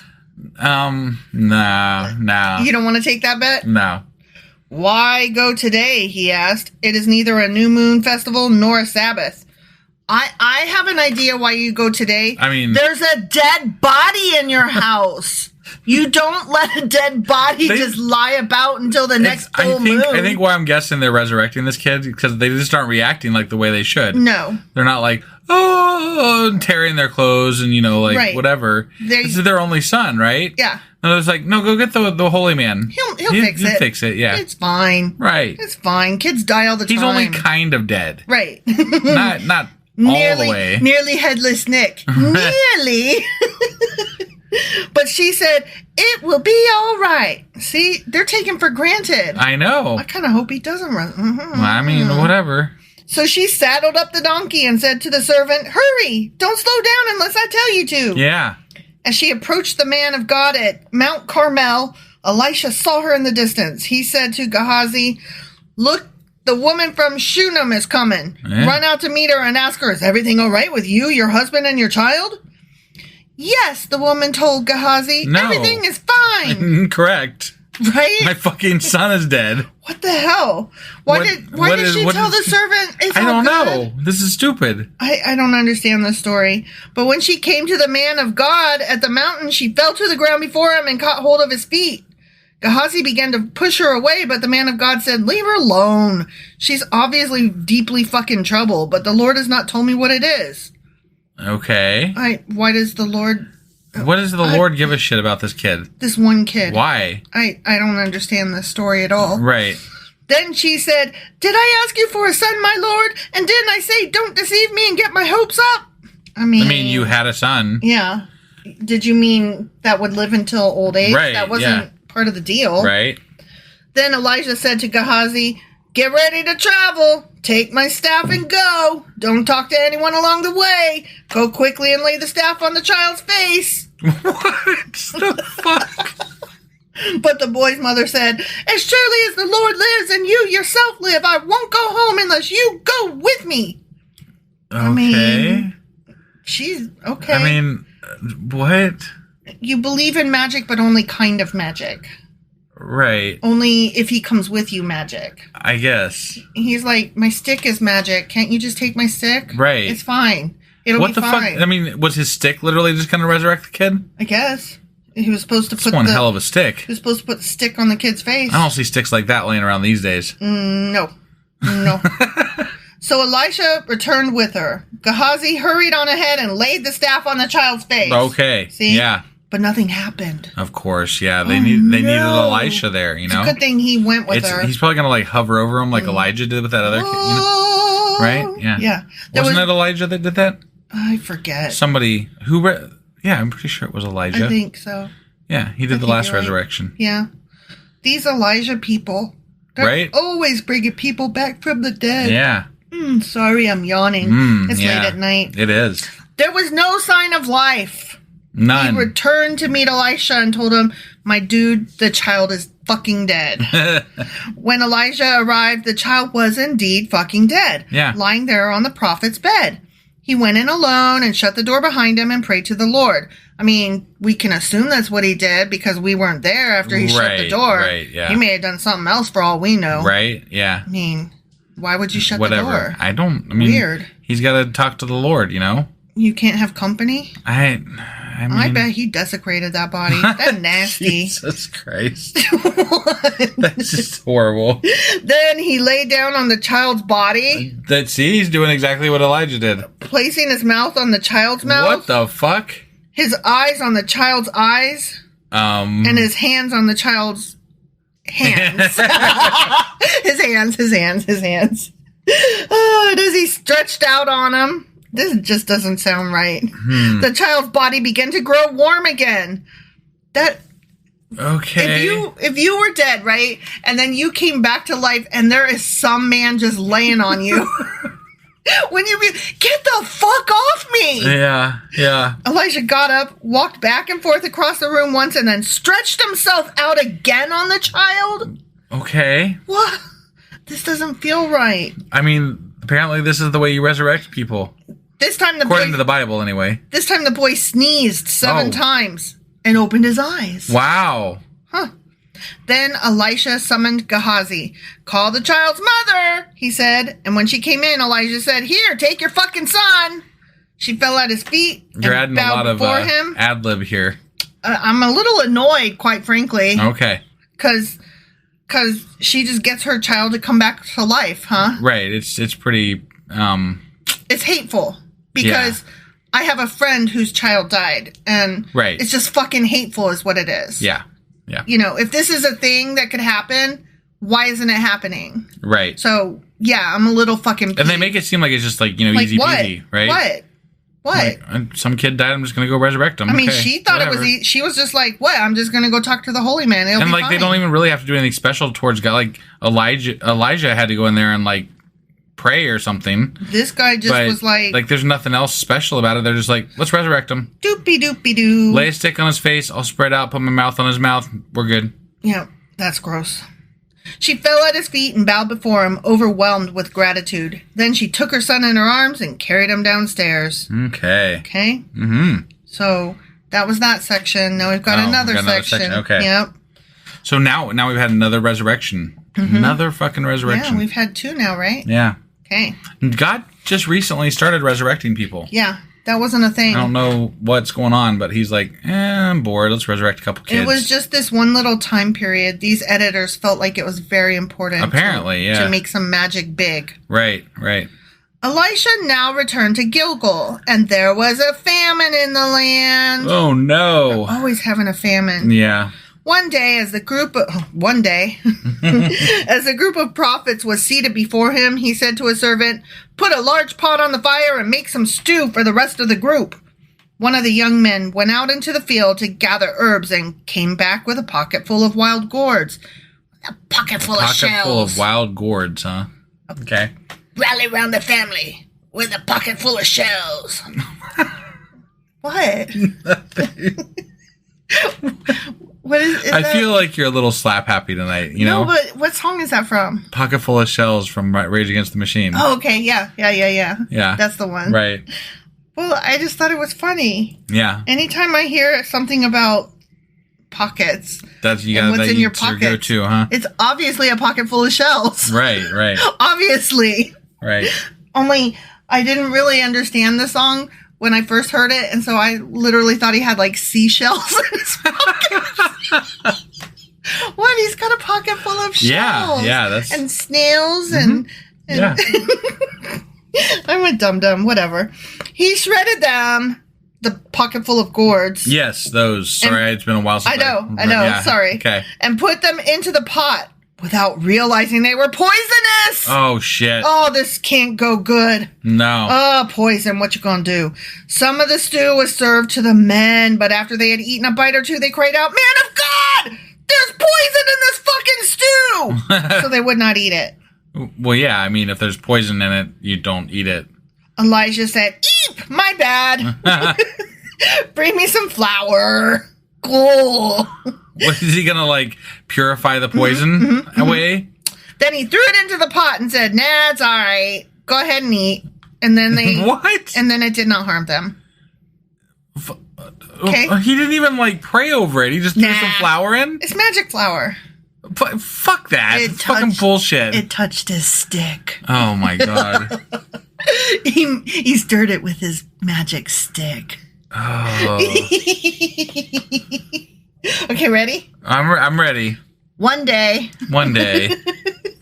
a man from Baal Shalashah, yeah, that place, brought the man of God a sack of fresh grain and 20 loaves of barley bread. That was nice of him. Made from the first grain of his harvest. Wow. Elijah said, "Give it to the people so they can eat." Yeah. He's like, "I got God. Whatever. I'm right, good. I'm good." What? His servant exclaimed. "Feed 100 people with only this?" But Elijah repeated, "Give it to the people so they can eat, for this is what the Lord says. Everyone will eat, and there will even be some left over." Oh, my God. And when I'm so sick of them fucking the never-ending dish and the fucking resurrecting children. Never-ending food. And when he gave it to the people, there was plenty for all and some left over. Wow. Just as the Lord had promised. The end. When did the Lord promise that? He fucking didn't. Elisha promised that. Yeah, he didn't promise that. The Lord didn't say shit about it. Nope. The Lord was just getting called on a lot. And he's like, miracle here, miracle there, miracle here and everywhere, but not there, or there, or there, or there, or there, just here. Right. Yeah. I don't know what that song was, but it seemed like something. Song, yeah. It seemed like something God might hum. I think it's on iTunes. You should look it up. Oh my God. You're stupid. Okay, that's it. So yeah, that's it. Yep, that was okay. it. I'm just no. It's too stupid. Fuck this stupid shit. Okay, but that was 2 Kings chapter 4. It fucking was. That is true. Was. And tomorrow we will be back with 2 Kings chapter 5. We will see you guys then. Bye.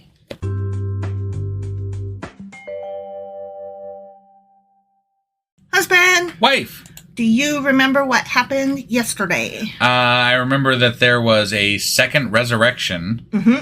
And who was resurrected? Some kid that wasn't it Elisha had a room that he was like staying in, and then he gave this lady a kid, kind of, I guess. That died. And then he died from a fucking massive headache. And then he came and resurrected. He laid over the kid. He did. He laid on the kid. Put his mouth on the kid. Yeah. And his eyeballs on the kid. and he resurrected that kid. It sounded really creepy. Yeah. Yeah. And then, Elisha tried to poison everybody, but then he put some flour in it. It was all good. Right. Yeah. So there was that. I don't think Elisha was trying to poison them. Whatever. It was that... I didn't mean he was trying to poison them. He put the poison in the soup, and then the soup attempted to poison them. They were like... poison them. And then they were like, hey, dude, it's poison. And then he's like, here's flour. And they're like, okay, it's all better now. Magical flour. Magical flour. And there was endless oil and endless everything. Yeah. Well, I mean, not jars. They ran out of jars. They did run out of jars. Yep, for sure. So many miracles. Yeah.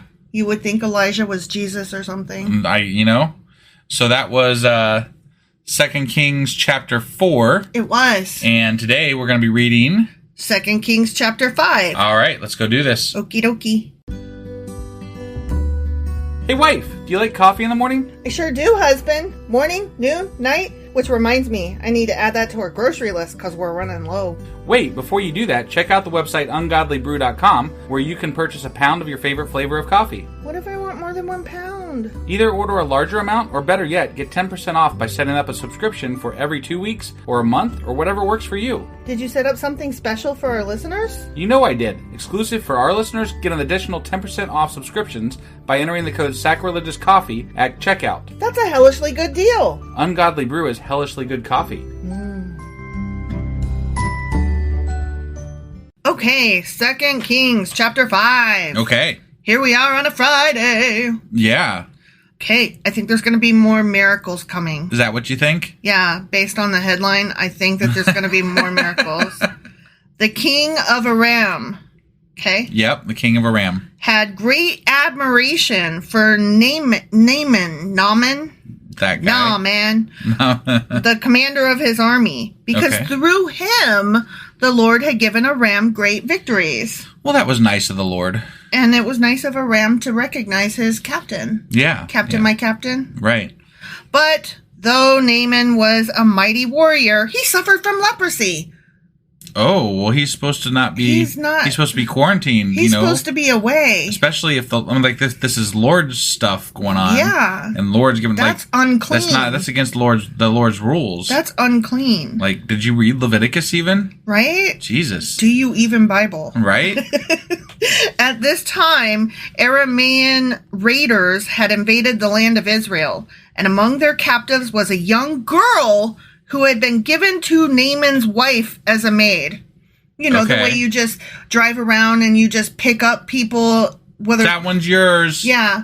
And then you just give them, like, you put a bow on their head and say, happy birthday. I bought you a maid. Girl. I got you a slave. Right, yeah. Yeah.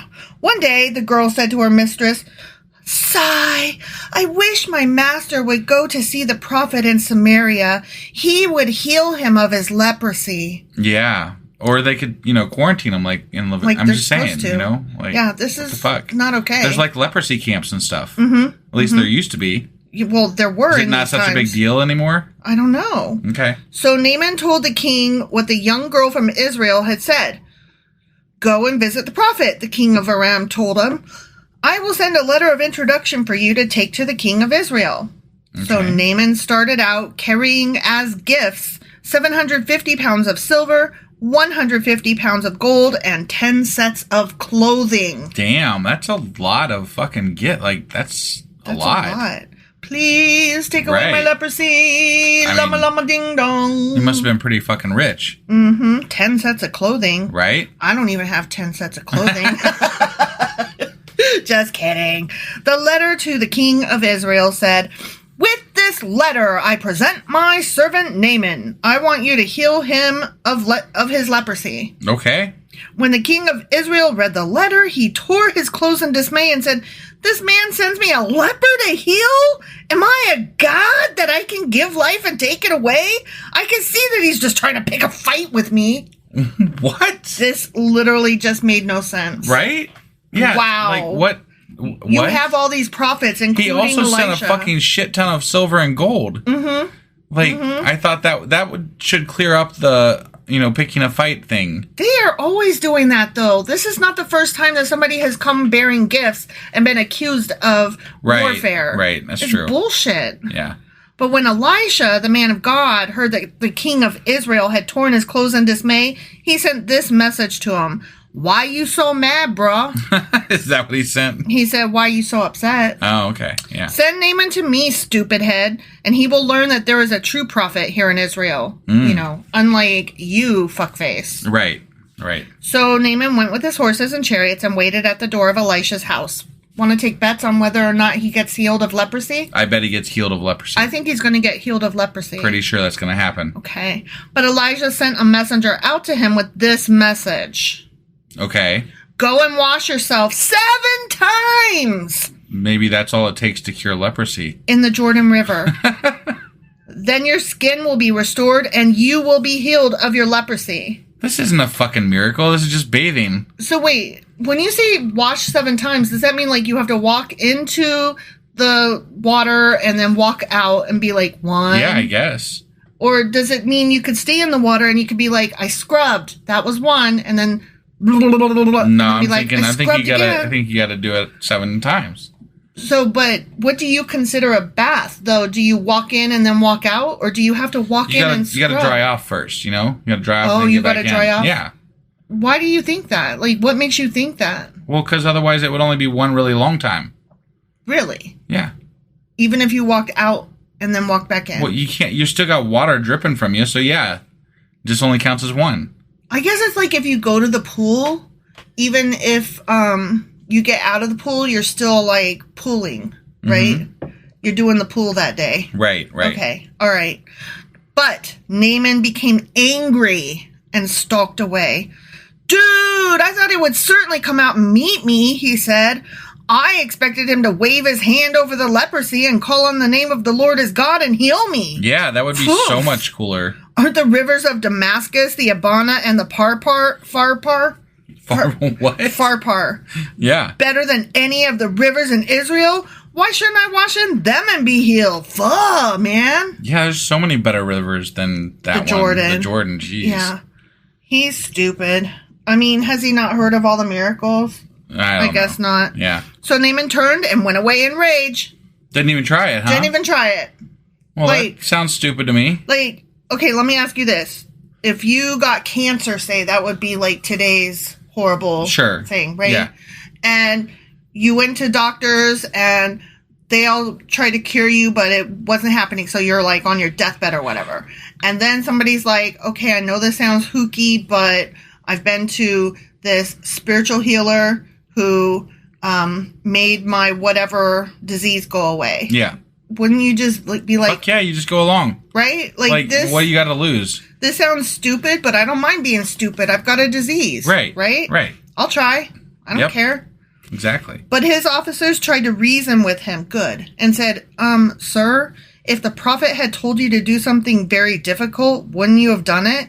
So you should certainly obey him when he says simply go wash and be cured. Right. Doy. Yeah. They're like, hey, Naaman, can you not be stupid, sir? Right. Like, just try. Just try. Why not try? Yeah. So Naaman went down to the Jordan River and dipped himself 7 times as the man of God had instructed him. And guess what? He got cured of leprosy? His skin became as healthy as the skin of a young child, and he was healed. I'm so shocked. Right? Yeah. This is amazing. Right? Yeah. I never saw it coming. No, never. Plot twist. Then Naaman and his entire party went back to find the man of God. They stood before him, and Naaman said, now I know that there is no God in all the world except in Israel. So please accept a gift from your servant. So God's only in Israel, huh? Yep. That makes sense. I guess we're all just screwed. The rest of the world is fucked. Right. I mean, that's kind of like America's God right now. They're like, nope, he's white and he lives here in Texas. But according to the Bible, he only lives in Israel. So that would, if God were real, that would explain why we're having such a hard time over here. But how many American Christians have read the Bible? Like none. None. But Elisha replied, as surely as the Lord lives, whom I serve, I will not accept any gifts. And though Naaman urged him to take the gift, Elijah refused. What a good guy. Yeah, just such a nice guy. But he also has kids mauled by bears. Right. So just to be clear, he's not a nice guy. Right, yeah. Then Naaman said, but please allow me to load 2 of my mules with earth from this place, and I will take it back home with me. From now on, I will never again offer burnt offerings or sacrifices to any other god except the Lord. Okay. However, may the Lord pardon me in this one thing. When my master the king goes into the temple of the god Ramon to worship there and leans on my arm, may the Lord pardon me when I bow too. That's fair. He's like, look, I am totally on board with your king. Sounds awesome. I'm all here for it. But I also have a life and a job. Right. So could you just not be mad when I go along with the king? Yeah. He's like, sure. Forgive me, please. Right. I have principles, but I'm not going to die for them. Go in peace, Elisha said. So Naaman started home again. Okay? Yeah, sure. Good. Right. But Gehazi, the servant of Elisha, the man of God, said to himself, my master should not have let this Aramean get away without accepting any of his gifts. As surely as the Lord lives, I will chase after him and get something from him. For yourself, maybe. Oh, Gehazi. Right? Like, what the fuck, man? You can always depend on Gehazi to fuck it up. Right.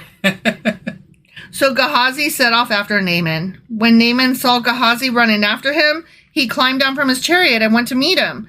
Is everything all right? Naaman asked. Yeah, Gehazi said, but my master has sent me to tell you that 2 young prophets from the hill country of Ephraim have just arrived. He would like 75 pounds of silver and 2 sets of clothing to give to them. Oh, okay. Okay. Yeah. By all means, take twice as much silver, Naaman insisted. I mean, yeah, I could see Naaman's like, you guys healed me of leprosy. Right. Fucking, I was trying to give you this anyway. Right. He doesn't know. Right. He gave him 2 sets of clothing, tied up the money in 2 bags, and sent 2 of his servants to carry the gifts for Gehazi. But when they arrived at the citadel, Gehazi took the gifts from the servants and sent the men back. Then he went and hid the gifts inside his house. Because they weren't for fucking Elisha. Right. Who did it, and he took them for himself. When he went into his master, Elisha asked him, where have you been, Gehazi? Yeah, buddy. I haven't been anywhere, he replied. Oh, you're fucked, man. Yep. But Elisha asked him, don't you realize that I was there in spirit when Naaman stepped down from his chariot to meet you? This guy sounds too close to a fucking god, like a living god. He's Jesus. Right? Like, this is some bullshit. He's this miracle dude that resurrects people. This is weird. He's Old Testament JC. Right? Like, he's like Jesus OG. Like, we must have been, like, just this close to, like, worshiping Elisha instead of Jesus. Yeah, I think so. Is this... Okay, so, dude is continuing. Right. Is this the time to receive money and clothing, olive groves and vineyards, sheep and cattle and male and female servants? Because you have done this, you and your descendants will suffer from Naaman's leprosy forever. Oh, wow. Shit! Man, fucking screwed all your descendants, man. Right? When Gehazi left the room, he was covered with leprosy. His skin was white as snow. The end. Jesus. That's so funny because when a lot of fairy tales are like white as snow. Yeah. And like Snow White is supposed to be all good and stuff. Oh, yeah. Isn't that funny? Yeah. But white as snow, Snow White means you're covered with leprosy and you're gross and sick. Right, yeah. You nasty. Well, that's okay. I mean, that's a heavy price to pay for stealing. It really is. Like, I'm not saying that Gehazi, I don't know. God's been kind of hands off, and then all of a sudden now, just because this dude's like Elisha's servant, he's like, I'm going to kill you. Or I'm going to punish you and your whole fucking, all your kids and everything. Like, if you found out, let me ask you this. You get cursed, right? And you get leprosy, and you've been told all of your progeny are going to get it too. Right. Wouldn't you just not have kids and let it die with you? Well, yeah, of course. Like, I'm just going to not get... who would want to fuck me anyways? Well, I have leprosy. It doesn't matter. You're a man, and they're women, and it's the fucking Iron Age. So you're saying that your leprosy nasty dick is going to fuck people? I'm just saying. You're going to rape. You nasty. I'm not going to, just to be clear. Okay. But... we are talking about Iron Age dumb fucks. Nasty men. So, I'm just saying, like, that's probably going to happen. I always come across as a man hater, but I'm like, but men are rapey, generally speaking. In the Bible, they certainly are. Right, yeah. And yes, men get raped, but, like, the vast majority of people who do the raping are men. Right. So gross. I'm sorry. I'm not a man hater. I'm just, like, a rape hater. Yeah. No, I'm with you there. Fair. I'm a rape hater too. I'm glad you are. Yeah. Neither of us wants to be raped, and neither of us wants other people to get raped. That's right. Even, you know what? Even McConnell, I wouldn't wish rape on him. No, but he can fall down a flight of steps or something. I would get not really cry. badly bruised. If he fell off of a house that didn't have battlements, I would definitely. I mean, I don't want him to die. I'm not trying to wish death on him, but if he was dead, I wouldn't cry. Severely hurt would be funny. Like, you remember when it was all bruised up a while back? Yeah. That was funny. That was funny. I'm just saying. I mean, okay, it's not nice to laugh at other people's pain, but it's just that he has caused so much pain for millions of people. No, it's all relative, you know? It is all relative. It's like, would you wish harm on Hitler? Like, my automatic answer is, of course. Right. And then I'm like, oh, God, what kind of person am I? I'm wishing harm on another person. But... It's the age-old question of, like, if you could go back and kill Hitler as a child. Right. Would you? And I want to say yes because it would save millions. Right. But it's a kid who hasn't committed a crime yet. Right. Exactly. So that's so hard. It's a hard question, right? I'd probably do it, though. If I'm being honest, I'd probably do it. Yeah. Yeah. And then I'd feel disgusting the rest of my life. Right. Right. But I think I would rather feel disgusting over one death for the rest of my life that I caused rather than the millions that I let happen. But then you gotta also ask, did Hitler happen because of Hitler, or did Hitler happen because of a movement that would have happened anyway? And did God move his heart to do that? Oh, so shit. I've heard that this is a thing that comes up as an argument all the time on things, is that technically Hitler claimed Christianity, but he was basically an atheist. Like, if you really dig into it, he was kind of an atheist. Oh, are you serious? To some extent, but he used Christianity to motivate his, Nazis. Kind of like Trump. Yeah, no, and that was the parallel I was trying to draw. Oh, is that it's very similar, because I don't believe for a second that Trump believes in God or knows the first goddamn thing about God. He doesn't. He doesn't give a fuck about God. Right. It's not that he believes or doesn't believe. It's not even something he thinks about. Right. He uses that for his platform. He uses it to gain followers. Yeah. He uses it to further his message. That's all he does. That's all he does. Yep. And, it is whatever. That's all. I don't know where I was going with that. I was just, speaking more because I could. Crusty. I just was thinking of the last words of this passage. His skin was white as snow. And then I was just like, thinking crusty? Leprosy. Crusty. Oh, okay. Sorry. I don't even know what the fuck leprosy looks like, so. I mean, isn't it like flaky skin and stuff? Like maybe. Eczema times 10? I guess. I don't know. I could be wrong. Yeah. I'm glad it's not a thing anymore. Right. No, that's great. All right. Well, that's, I think, all we got, because we're just going on about nothing. That's the best me. Yeah. So that was 2 Kings chapter 5. Indeed, it fucking was. And tomorrow is actually going to be Saturday, which means that we'll be doing our Q&A. We will be doing our Q&A. That is correct. Right. I was waiting for you to chime in there, but you just kept looking at me with blank face. So because I thought it was something special, and I was like, it's always something special. Okay, but I thought it was something special different. And so I was like, what am I forgetting? No. What am I forgetting? But on Sunday, we'll have Sacrilegious Book Club. Yeah, that. As well as our weekly replay. The weekly replay. And then we'll be back on Monday, as always, with the next chapter of 2 Kings, which will be 6. That was my part. I'm sorry. I fucked it all up. I'm supposed to say. Go ahead. You're supposed to go. Go ahead. So, and then on Monday, we'll be back with 2 Kings chapter 6. There, and everything's better now with the world. It almost is. Just for that moment in time right there when you said it, everything for that moment right there. It felt gross when you did. It was better. I kept waiting for you to shut up. Yeah, I didn't shut up. And then you didn't shut up. You just kept talking. I didn't. You're right. It made my stomach hurt. I was like, what are you doing? I'm sorry. I'm sure that there were listeners out there that were like, no.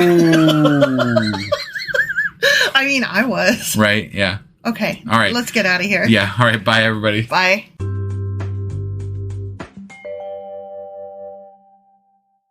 Husband. Wife. Do you know what today is? I do. Do you know what today is? Today is Q&A Saturday. That's the one. It is. Yeah. So we had some questions. We did have some Q's. And now we're going to answer them? I have some A's. You have some A's? Yeah. Okay. So one of our questions was about the difference between Beelzebub and Baalzebub. Yeah. And the other one was about that guy who sacrificed his son, and then the Israelis.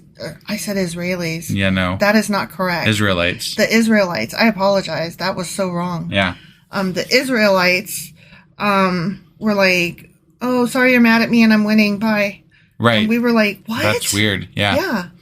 So, okay, so let's go answer some cues. Okay. All right.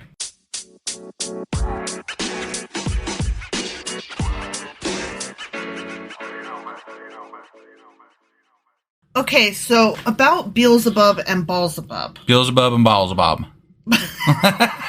And also Beelzebul. And Beelzebul? Yeah. Okay. Okay, so here's the short answer. All right. They're the same.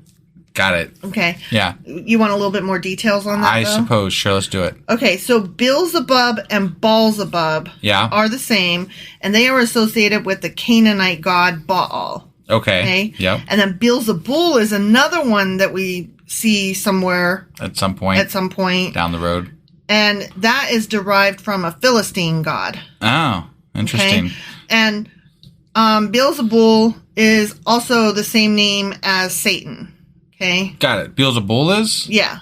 I thought, because I've heard Beelzebub associated with Satan before too. They are kind of all. It just depends on which part you're reading, what thing you're reading. Got it. Okay. So in Christian times, Lucifer came to be regarded as the name of Satan before his fall.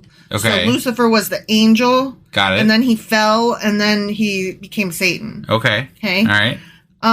Satan is the prince of devils. Beelzebub is the Lord of Flies and the Lord of Dung. The Lord of Flies, huh? Mm-hmm. That's interesting. You never heard that? No. Oh. I knew and that dung, one of them huh? was the Lord of Flies. You are dumb.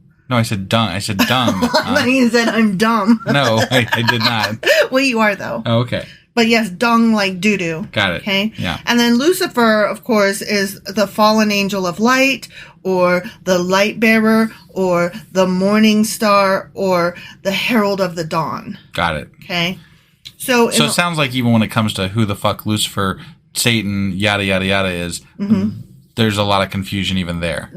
There is. And sometimes it's all one entity. Sometimes it's various things that fall under like one, like Satan is the big one and all of the other ones fall under him. Sometimes they're all various demons and devils. Right. So it just... But it seems like in like, just common vernacular today, most of the it was bad in the Bible is also considered the devil. Right. Like, when we're just talking Beelzebub and Lucifer and, whatever, like they all kind of refer back to that same entity. So yes, but I have a thing to push back on that a little bit. Okay. Like you said that with regard to the Bible that it's like the devil or the evil thing in the Bible. Sure. In the Old Testament, Satan is viewed as the prosecutor of Yahweh's court. Interesting. Like, particularly,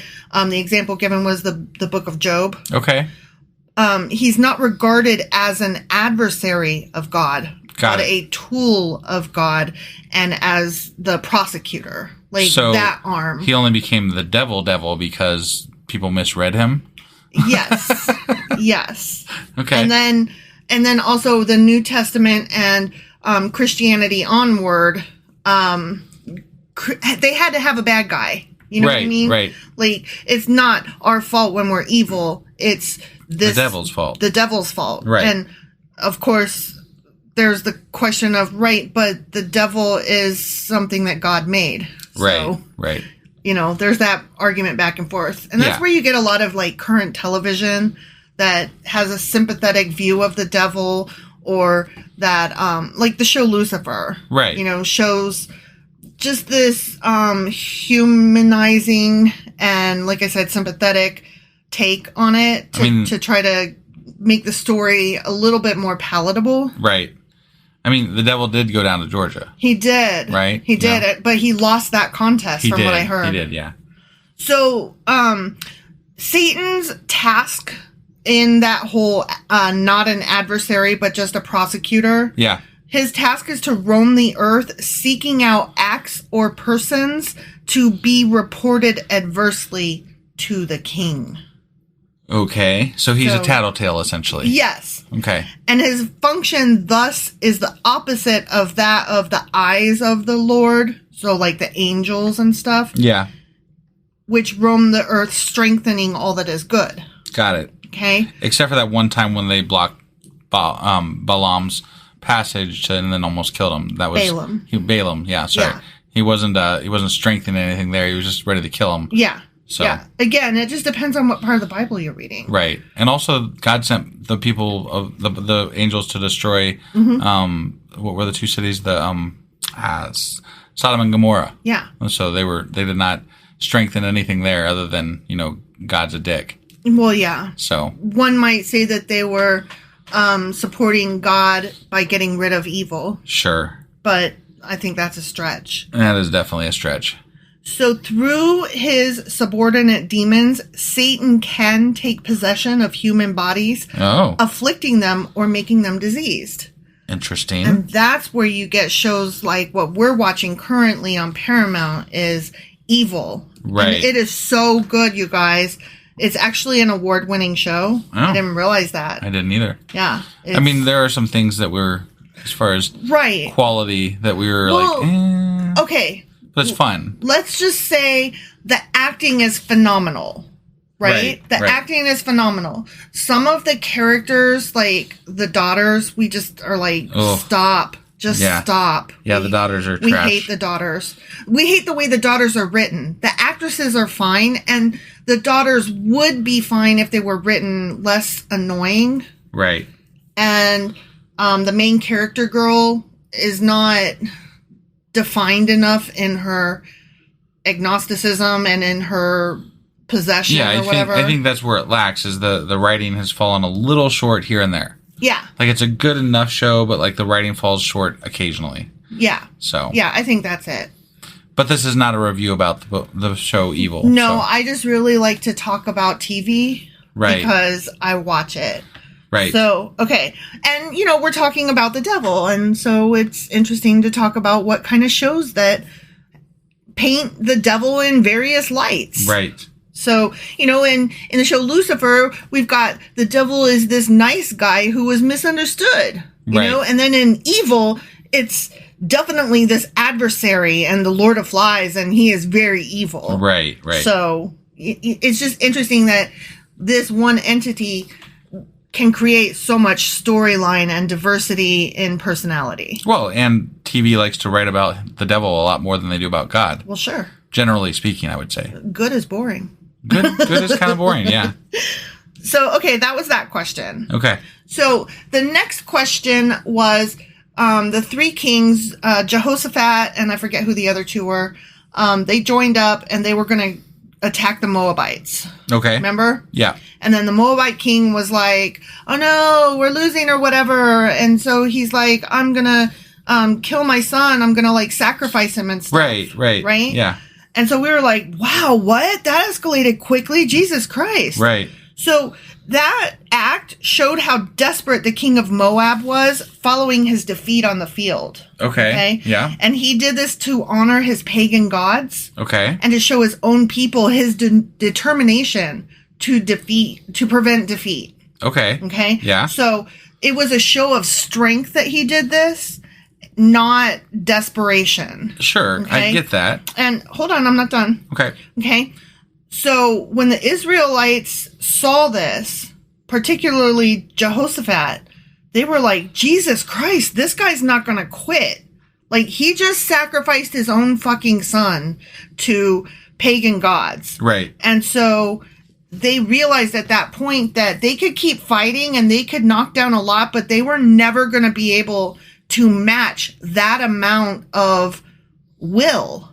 Because Jehoshaphat was of God or whatever. Yeah. But he was still not all in, right? And the other two were not God at all. Right. They were all kind of bad, right? Yeah. So they didn't have this, well, we've got God on our side, so we'll just keep fighting. But God was technically on their side. Technically, but not, they didn't trust in him. You know what I mean? They were not godly people. Okay, and that's fine. That's fine. But like in the past, though, and this is what bothers me, I guess, is that in the past, if God was on the side of whoever, generally the Israelites, right?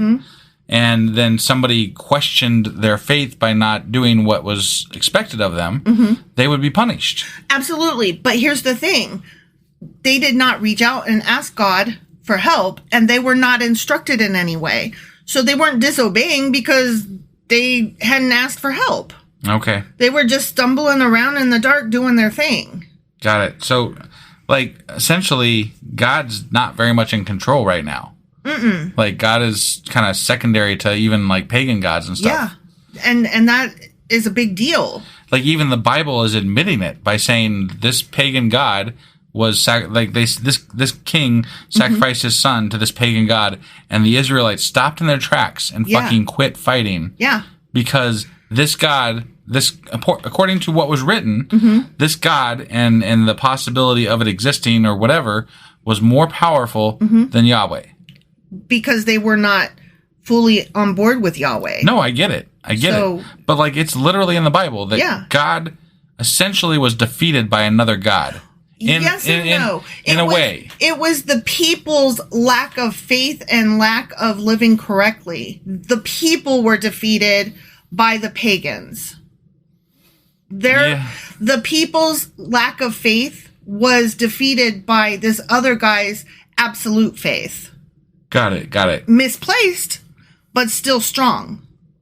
It just strikes me.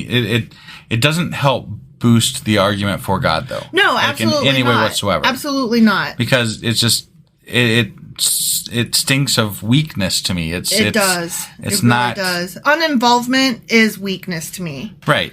Now, I mean, there's no way that there's nothing that we have read thus far that brings me anywhere near believing in God. Right. Like, in fact, most of this has just been trash shit that I'm like, I wouldn't even believe in you if you did exist, because fuck you. Right. You know? Right. But, like, when I read stuff like this, I'm like, why do we never hear about any of this kind of stuff? Like, why is this never discussed? Why don't we talk about these weak points where God was weak? You know, like, this would be, at the very least, if priests and pastors brought this up and talked about it, it could allow for failure. It could allow for not perfect, right? Well, the way that they would spin it, though, would not be what you're saying. It wasn't God being weak. It was man being weak. Right, but the way I view, the way God is portrayed in churches is essentially the way that swimsuit models are towards, young women who are worried about their image. Okay. Like, sorry, this is a long walk, I guess, but like. No, I'm here to follow. Yeah, no, I got you. So they portray God in such a way that, for people that don't read the Bible, the way God is portrayed and Jesus is portrayed is that your love has to be perfect and all encompassing, and you have to accept, and it's got to be perfect. You got to be all in, right? But that's not really the case if you actually read the entire Bible. The entire Bible says, well, you can be perfect. Solomon, for example, he was perfect up until that last fucking chapter in the book, right? When suddenly he had 1,000 wives or whatever. Yeah. And God loved this dude. Like, he was all about Solomon, right? And then all of a sudden he's bad. But there's also been people that fuck up and they're like, but I'm going to, that have been working for the wrong side. And they're like, I, bow to your, because I saw his power, and then God accepts them. Right. But then he also curses entire generations. Like, there's just no consistency. There's no consistency that we can see, yeah. Right. And it's crazy to me. It makes it very difficult to try to have any sympathy for this character, much less for those who choose to follow him. Right. And all I'm saying is that the way that God is portrayed to, churches and to the people that follow churches is that it's a perfect God. It's a God that deserves all of your love and all your respect and all your, all the things and all the money. Right. Definitely all the money. But if they taught the flaws as well, and I'm not even saying you have to be like anti-God, but like if you taught the flaws that are inherent in the Bible as well, you could maybe allow for people not to have this like crazy view about what they have to do in life in order to win God's love. Right. It's just I don't know. It's too much. It's too much to live up to, and it's just not. You don't even have, like, the Bible allows for other things to be said that you could say, well, yes, even God's fucked up. Right. Right. And even God, even people that were there when he was around didn't fully believe. Right. I understand. You can be understanding to someone who doesn't fully understand and doesn't believe, because you can say, well, I understand because I've read the Bible and this is where this happens. And, I'm not trying to say, I'm just saying, I think that it's just not, there's no room for error in Christianity. You have to, it's all love for God. Well, and that is something that I can say on a personal basis with my parents.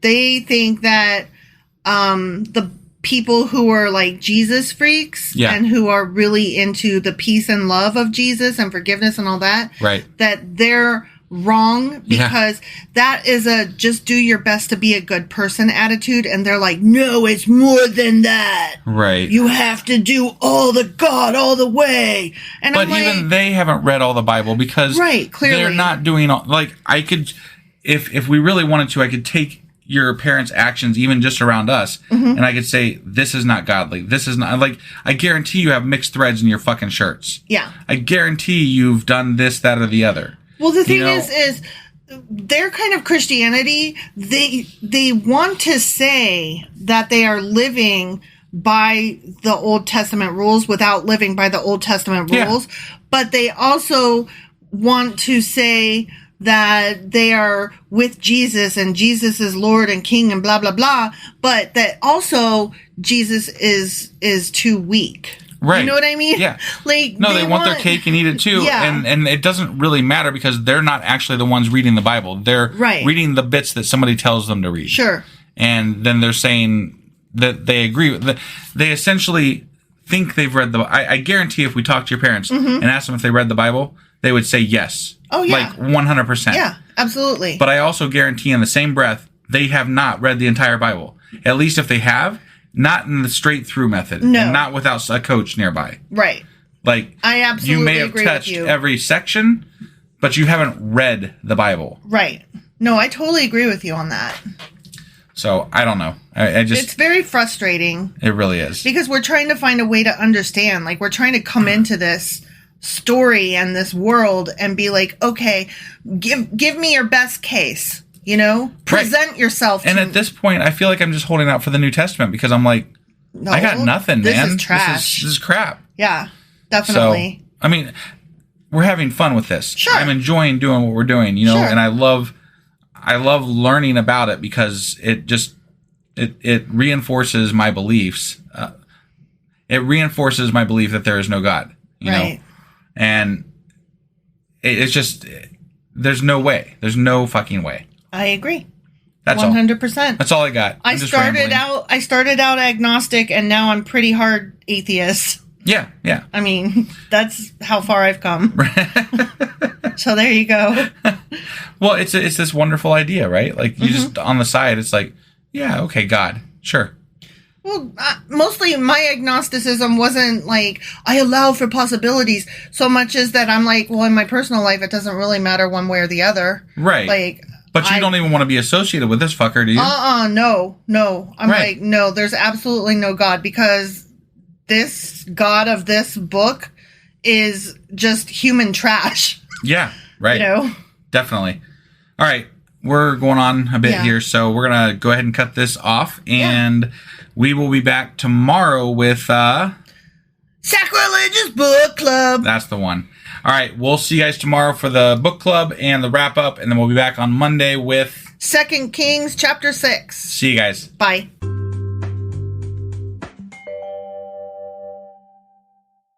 Husband. Wife. Even though it's late, do you know what we're doing? We're doing the Sacrilegious Book Club. Yeah, that. See, you can't ask me. You're the one that has to say it. Well, I wanted to make sure you knew what we were doing. But how do you know I knew? I just threw it back at you. Because if you threw it back at me, then that tells me that you know. It could also be the Saturday Q&A. But that's not what we're doing, because we already did that. I know, but we already did that. You can only officially narrow it down to 2. But we already did that. So there was only one. You expect me to remember what I did yesterday? Well, we literally just talked about it, so yeah. When did we talk about it? Right before you hit record. You said... I can't remember a few seconds ago. Oh my God. Okay, just stop. This is ridiculous. So we're doing the book of Leviticus. Okay. That is what we're doing. What pages was it going over? In Asimov's Guide to the Bible, it is pages 154 through 164. We did not break it up into sections thus far, or... because of that. What am I saying? I have no idea. We did not break it up into sections because it's only 10 pages long. Oh, okay. So I'm doing the whole book. Whole book. The whole book. One shot. One shot. Okay. Sorry. Awesome. I'm still not all here. I'm kind of sick, so all right, sorry. Let's go again. Do this. Sorry. Bye.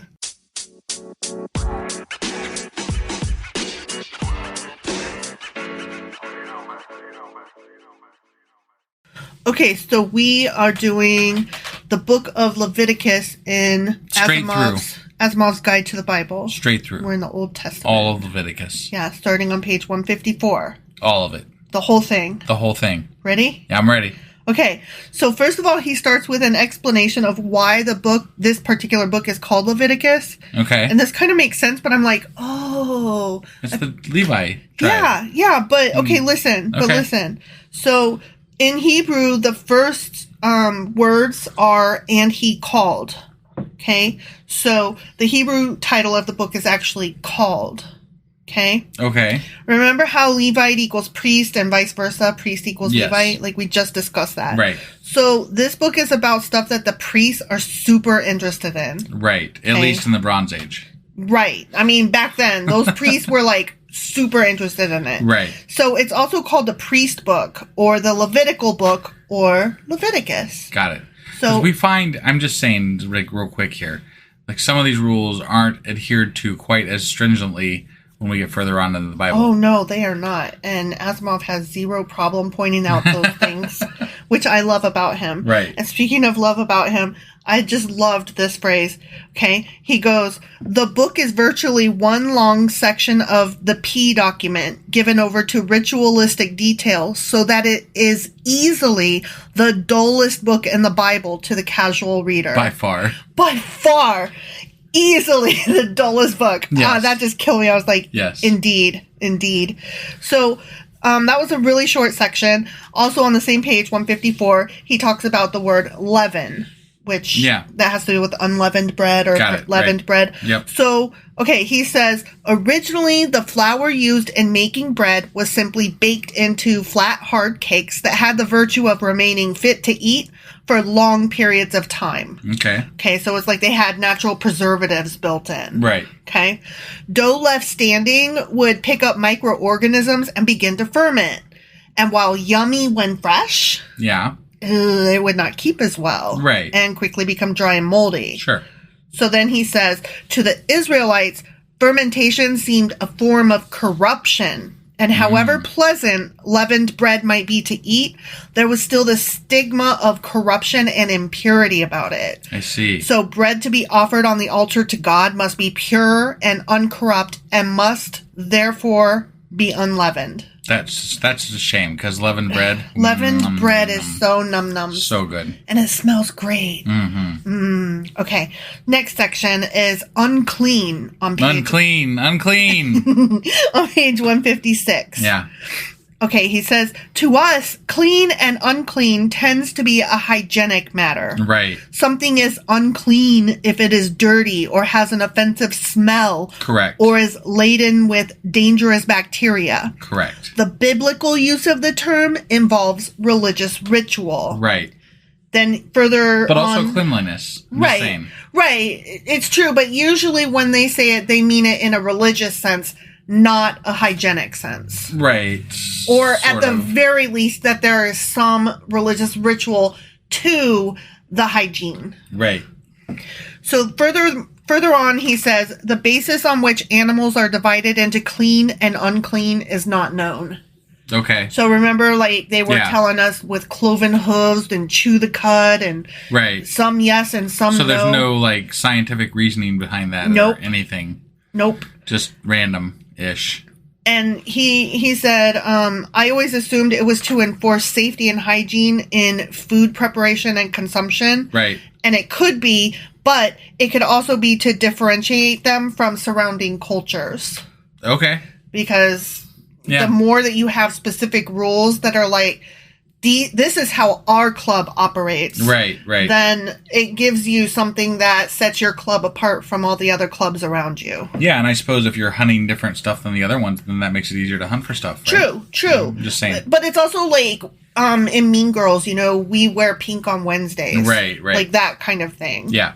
So, okay, next section is the Day of Atonement, page 157. Okay. Mm-hmm. In addition to the rules about cleanliness, Leviticus is also concerned with the consequences of sin. Yeah. So he says, Asimov says, to sin, that is, to disobey the commandments of God, involves separation from God. To cancel sin according to a prescribed ritual is to restore oneself to the presence of God, to make oneself more at one with God. The sinner must atone, therefore, or make atonement. Got it. So that's what the Day of Atonement was about. It was about getting rid of the sin and starting over. Reaching back out to God or whatever. Yeah, putting yourself back into a starting place or whatever. That's why we haven't seen God. We have never atoned. Whatever. I don't plan to either. I'm only sorry for what I'm sorry for. Yeah. And I'm not going to be sorry for things that I don't think I need to be sorry for. I'm totally with you. Just, fuck off. That was funny. With your judgment. I wasn't judging you. Not you, like God. Fuck off with your judgment. Oh, okay. I will be the boss of what I am sorry about. Okay. That's all. Got it. Okay, the next section is Azazel on page 158. Okay. Mm-hmm. He says, and this is a quote from, I forget where it is, and I didn't write it down. That was dumb.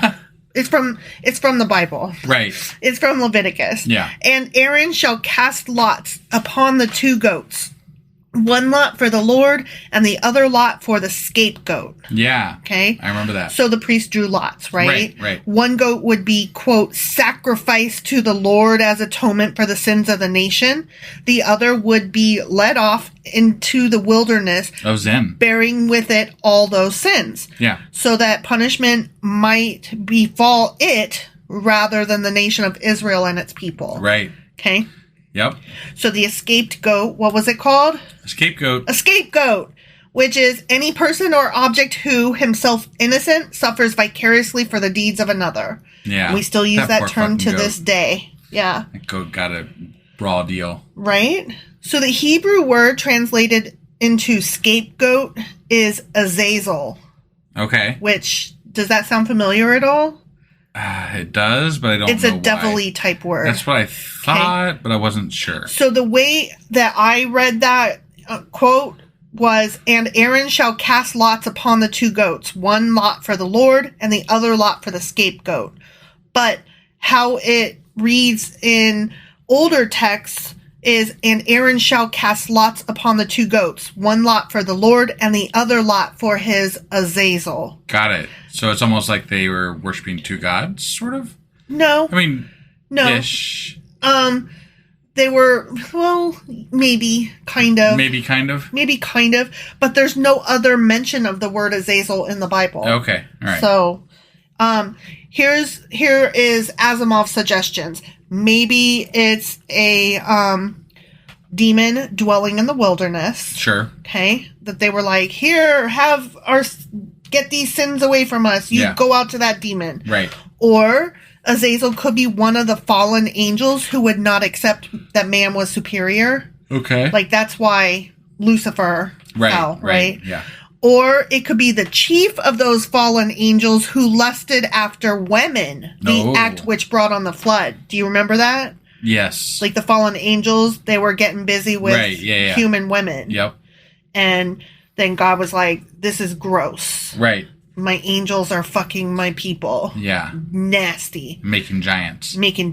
So he was like, flood that. Yeah. So Asimov is like, but here's some suggestions. Sure. So. Okay. The next section is Devils, page 159. Okay. Which I just find it so interesting that this is what we're talking about, given where we're at in our natural reading, we're talking about some of this stuff. Right. Right. Yeah. Okay. So Leviticus chapter 17, verse 7 says, "And they shall no more offer their sacrifice unto devils." So the word devil comes from the Greek diabolos, which is funny because you know the game Diablo. I knew you were going to think of that, so I went ahead and did it for you. Right. And that word means slanderer. So Asimov says, the name applies to evil spirits that slander God in men's ears, urging them on to disobedience and sin. Devils comes from the Hebrew serum, or wild goats. Oh. Okay, so Asimov has another couple things to say here. Yeah. Okay, and these kind of blew my mind. Okay. The Greeks visualized the woods to be full of nature spirits in the shape of men with the horns, tail, and hindquarters of goats, always in a state of sexual heat. They called them satyrs, and the word has entered the modern psychiatric vocabulary to represent men suffering from insatiable sexual desires. Huh. Then furthermore, he says, the popular conception of Satan today with his horns, tail, and cloven hoof shows that he is still pictured as a satyr. I see. And did you know that the word satyr is where the word satire comes from? I didn't know that. Isn't that interesting? Yeah. I love etymology. Yeah. Okay, so the next section is blood on page 160. Okay. And Asimov says, blood is considered to contain the principle of life, as is reasonable, seeing that long-continued bleeding will kill a man who seems otherwise unharmed. Right. Life as a creation of God cannot be appropriated by man, and man cannot therefore eat blood. Got it. So that's why there's that whole commandment of don't fucking eat blood, guys. Right. It comes from because blood is the life thing, the life force. Yeah. And even before Leviticus, God had told Noah not to consume blood. So it was like in there early on. It was like a old rule. Got it. Okay. Okay. Yeah. So the next section is familiar spirits on page 161. Do you have a familiar spirit? I do not. I do not either. So Leviticus chapter 19, verse 31 says, regard them not that have familiar spirits, neither seek after wizards. Okay? Now, wizard is a wise man, presumably one who knows how to bend supernatural forces to his will. Mm-hmm. The Bible does not say that such spirits do not exist, or that wizards do not have the power to which they pretend. The objection rests on the fact that the rites practiced by wizards are idolatrous. And that's something that you and I have pointed out with regard to other gods. The Bible does not say that these other magics, these other gods, these other ghosts, these other things, the Bible doesn't say they don't exist. Right. It gives you rules on whether or not to recognize them or how to behave with them. Well, and just in the mere acceptance of these other weird ideas, right, is partly why it still seems so absurd. Like, right. You know, like the Bible allows for these things to exist. Therefore, we all agree now that those other things don't exist, but we still don't agree on God. Right. But they were all there in the Bible. Right. So exactly. It's all or nothing, guys. I know. It's all ridiculous or nothing is it's ridiculous. Like if you believe that the Bible is God's word and you believe that God is real, then you also have to believe, as the Bible points out, that there are other gods. Right. And there are such things as magic and witches and people that can tell the future and all that kind of stuff. Mm-hmm. So the feminine word for wizard is, of course, witch. Got it. And so women bore the brunt of that tagline much more heavily than men did. What do you think? Because wizard is like cool, and witch is like burn at the stake, and that is specifically stated in the Bible. Thou shalt not suffer a witch to live. Right. And so a lot of old women or women who lived on their own would get that treatment. Right. That men did not. Yeah. So Asimov says, ancient pagan practices endured undercover throughout the centuries of Christian Europe. Fighting witchcraft was sometimes Christianity's way of fighting an older and competing religion. Yeah. I mean, obviously, it still kind of is a little bit. Yeah. Like, they still treat it as an enemy. Right. At some level. Right. Like, obviously, they're not out there, like, fighting it, but... But they would say that, we're being Christian and we're just fighting, we don't want witches to live. But what they were really doing was fighting pagans. Right. So I just found that really interesting. Yeah. So the next section is Molech on page 162. Oh, right. Molech. Molech comes from the word Melech, M-E-L-E-C-H, which means king. Okay? Yeah. The biblical writers excuse me, I'm so sorry. The biblical writers avoided referring to idols as kings or lords by instead calling them Bosheth, which means shame. Okay? So, you know how, like, they would not call God by his name and instead they had just those certain letters? Yeah. Okay?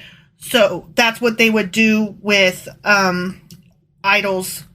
They would call them something else instead of whatever the name of the god was or whatever. Sure.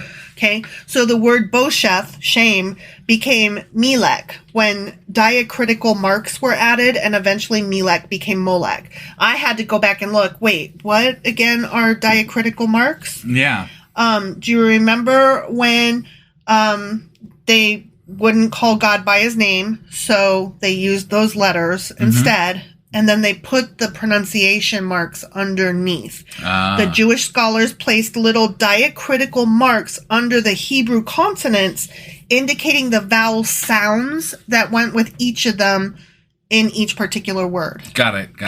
And we covered that like several pages back, or several sections back, but I just wanted to reiterate that it applied to more than just the word God or Yahweh or Yahweh. Got it. It also it applied to anything that they wanted to make sure people throughout history would remember how to pronounce once memory was gone of how to pronounce it. Sure. Okay, so Asimov goes on to say the worship of Molech involved the sacrifice of children.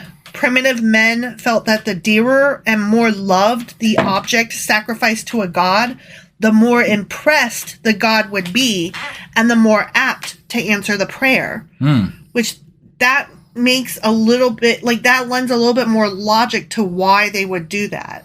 Yeah. So they were saying that their children were their most precious thing, and they would give that up to God for help in times of dire It just need. seems like the favor would favor the sociopaths, you know? Right? The ones that don't give a fuck about anybody. Right? Well, and here's my thing. What kind of dire situation is going to be made better without supposedly the child who was your most precious possession? Right. Right?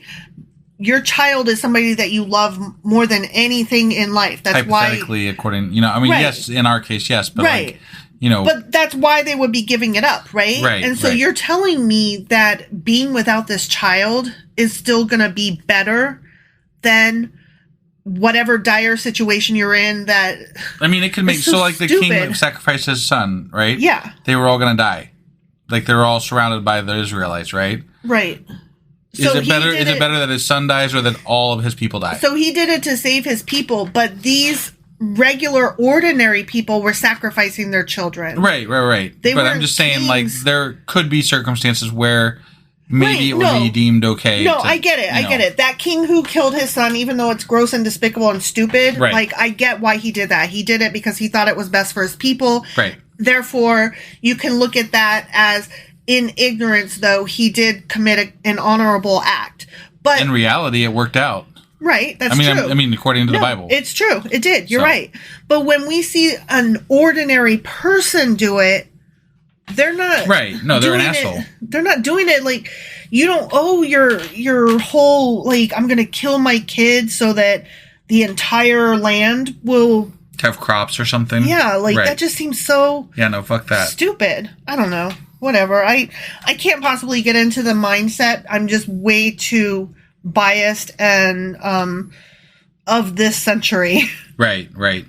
So Asimov goes on to say many men of the period applied the word Melech to Yahweh and assumed themselves to be sacrificing to God in an approved manner, as Abraham was ready to do in sacrificing Isaac. So they did not necessarily view this as a competing... they thought they were worshiping Yahweh. Yeah. Interesting. So it's just another way that different religious practices kind of intermingled. So it's also almost like Baptist versus Lutheran. Yeah. Like... Really. Or Baptist versus Catholics, you know? Like, who's got the right of it? Sure. No, you're both stupid. Right. So the next and final section is Jubilee, and that is on page 163. Okay. Jubilee was a special festival which was never put thoroughly into practice, which I think is funny. Yeah, that is funny. Right? Asimov says, in a way, it was a method of starting things fresh every half century so as to prevent the accumulation of economic injustice. It was a beautiful idea, but impractical. Okay. So, I mean... it never really... They didn't want to give up their slaves. Really. That's what it boiled down to. So. And they didn't want to switch out. Right. You know? Right. I don't know if it was impractical, but people didn't practice it. Well, people were involved. That made it impractical. Sure. People are greedy fucks. Yeah. The Book of Jubilees, this is something separate. Okay. There's this item called the Book of Jubilees. Got it. It was written about 100 BCE. And it's sometimes called the Lesser Genesis or the Book of Division. It's an ancient Jewish religious work of 50 chapters. Okay. And 1,341 verses. Damn. The book is considered one of the pseudepigrapha. I'm sure I'm pronouncing that wrong. Right. I'll tell you again what that means in a second. Okay. It's considered a pseudo whatever by Roman Catholic, Eastern Orthodox, and Protestant churches.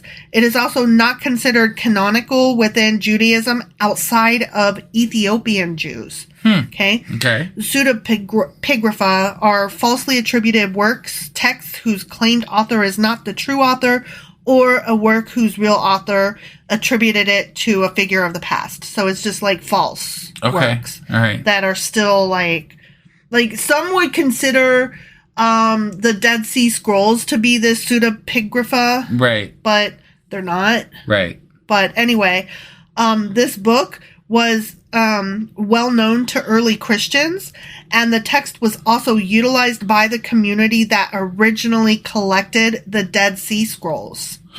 No complete Greek or Latin version is known to have survived, but there is some like odd translation and some like weird language that I've never heard of. Right. That is believed to be the only translation available to us today. Gotcha. And it was part of the Dead Sea Scrolls. Interesting. The Book of Jubilees claims to present, quote, the history of the division of the days of the law, of the events of the years, the year weeks, and the jubilees of the world, as revealed to Moses by angels while he was on Mount Sinai for 40 days and 40 nights. Okay. And so Asimov mentioned the Book of Jubilees, and I kind of went down a little bit of a rabbit hole and looked it up, and that's where I got all that extra information about it, because I was like, I'm sorry, say what? Right, The Book of who? Right. The Jubilee of what? Yeah. So it's just a thing that's out there that is basically like a Jewish fable kind of thing. Gotcha. Okay? Gotcha. So that is it for Leviticus. Okay. And next weekend we will start the Book of Numbers. Numbers goes from page 165 to page 192. Okay. So for our first one, we're just going to read pages 165 to 174. Okay. And that will cover the following topics: Numbers, the sum of the congregation, the Ethiopian woman, Caleb, Zin, Kadesh, Korah, Dathan, and Abiram, the pit, and Mount Hor. Awesome. Okay? Yeah. So that's that. All right.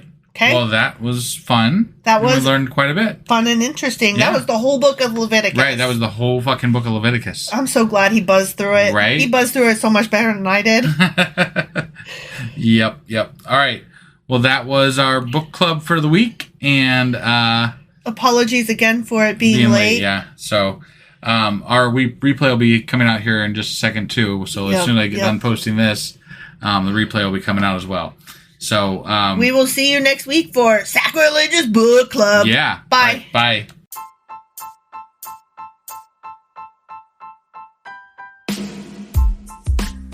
Hey, wife. I guess that's the end? But husband, that's just sad. It doesn't have to be. We are on lots of social media platforms like Twitter. Our handle there is sacrilegious_D. For D's nuts. Oh my God. Stop doing that. Anyway, we're also on Facebook, Instagram, and Pinterest. There's a link to all of our social media sites at our website. Ooh, we have a website? Yeah, it's sacrilegiousdiscourse.com, where you can also find a link to our merch shop. We have a merch shop? Yep. We have podcast-themed clothing, mugs, notebooks, and more, as well as an atheist and science-themed products. Wow, our fans should really go check that out right now. Definitely. They can get in touch with us by sending an email to sacrilegiousdiscourse@gmail.com. But before they do that, we could really use some help. Oh yeah? With what? Well, it's not free running the podcast, and we need some financial support in order to get better equipment, which will free up time so we can concentrate on our podcast and our fans. Okay, so what should they do? Head over to patreon.com/sacrilegiousdiscourse and sign up as a contributor on our podcast. Supporters there receive additional bi-weekly episodes that we record just for our Patreon members for as little as $2 a month. Also, we'd really appreciate it if you would like and subscribe on whatever platform you're using. And Apple Podcast reviews help us out tremendously. Like and subscribe. Leave an Apple review. Join us on Twitter. Support us on Patreon. That's a lot of instructions. Don't forget to say thanks. Thanks. Okay, bye.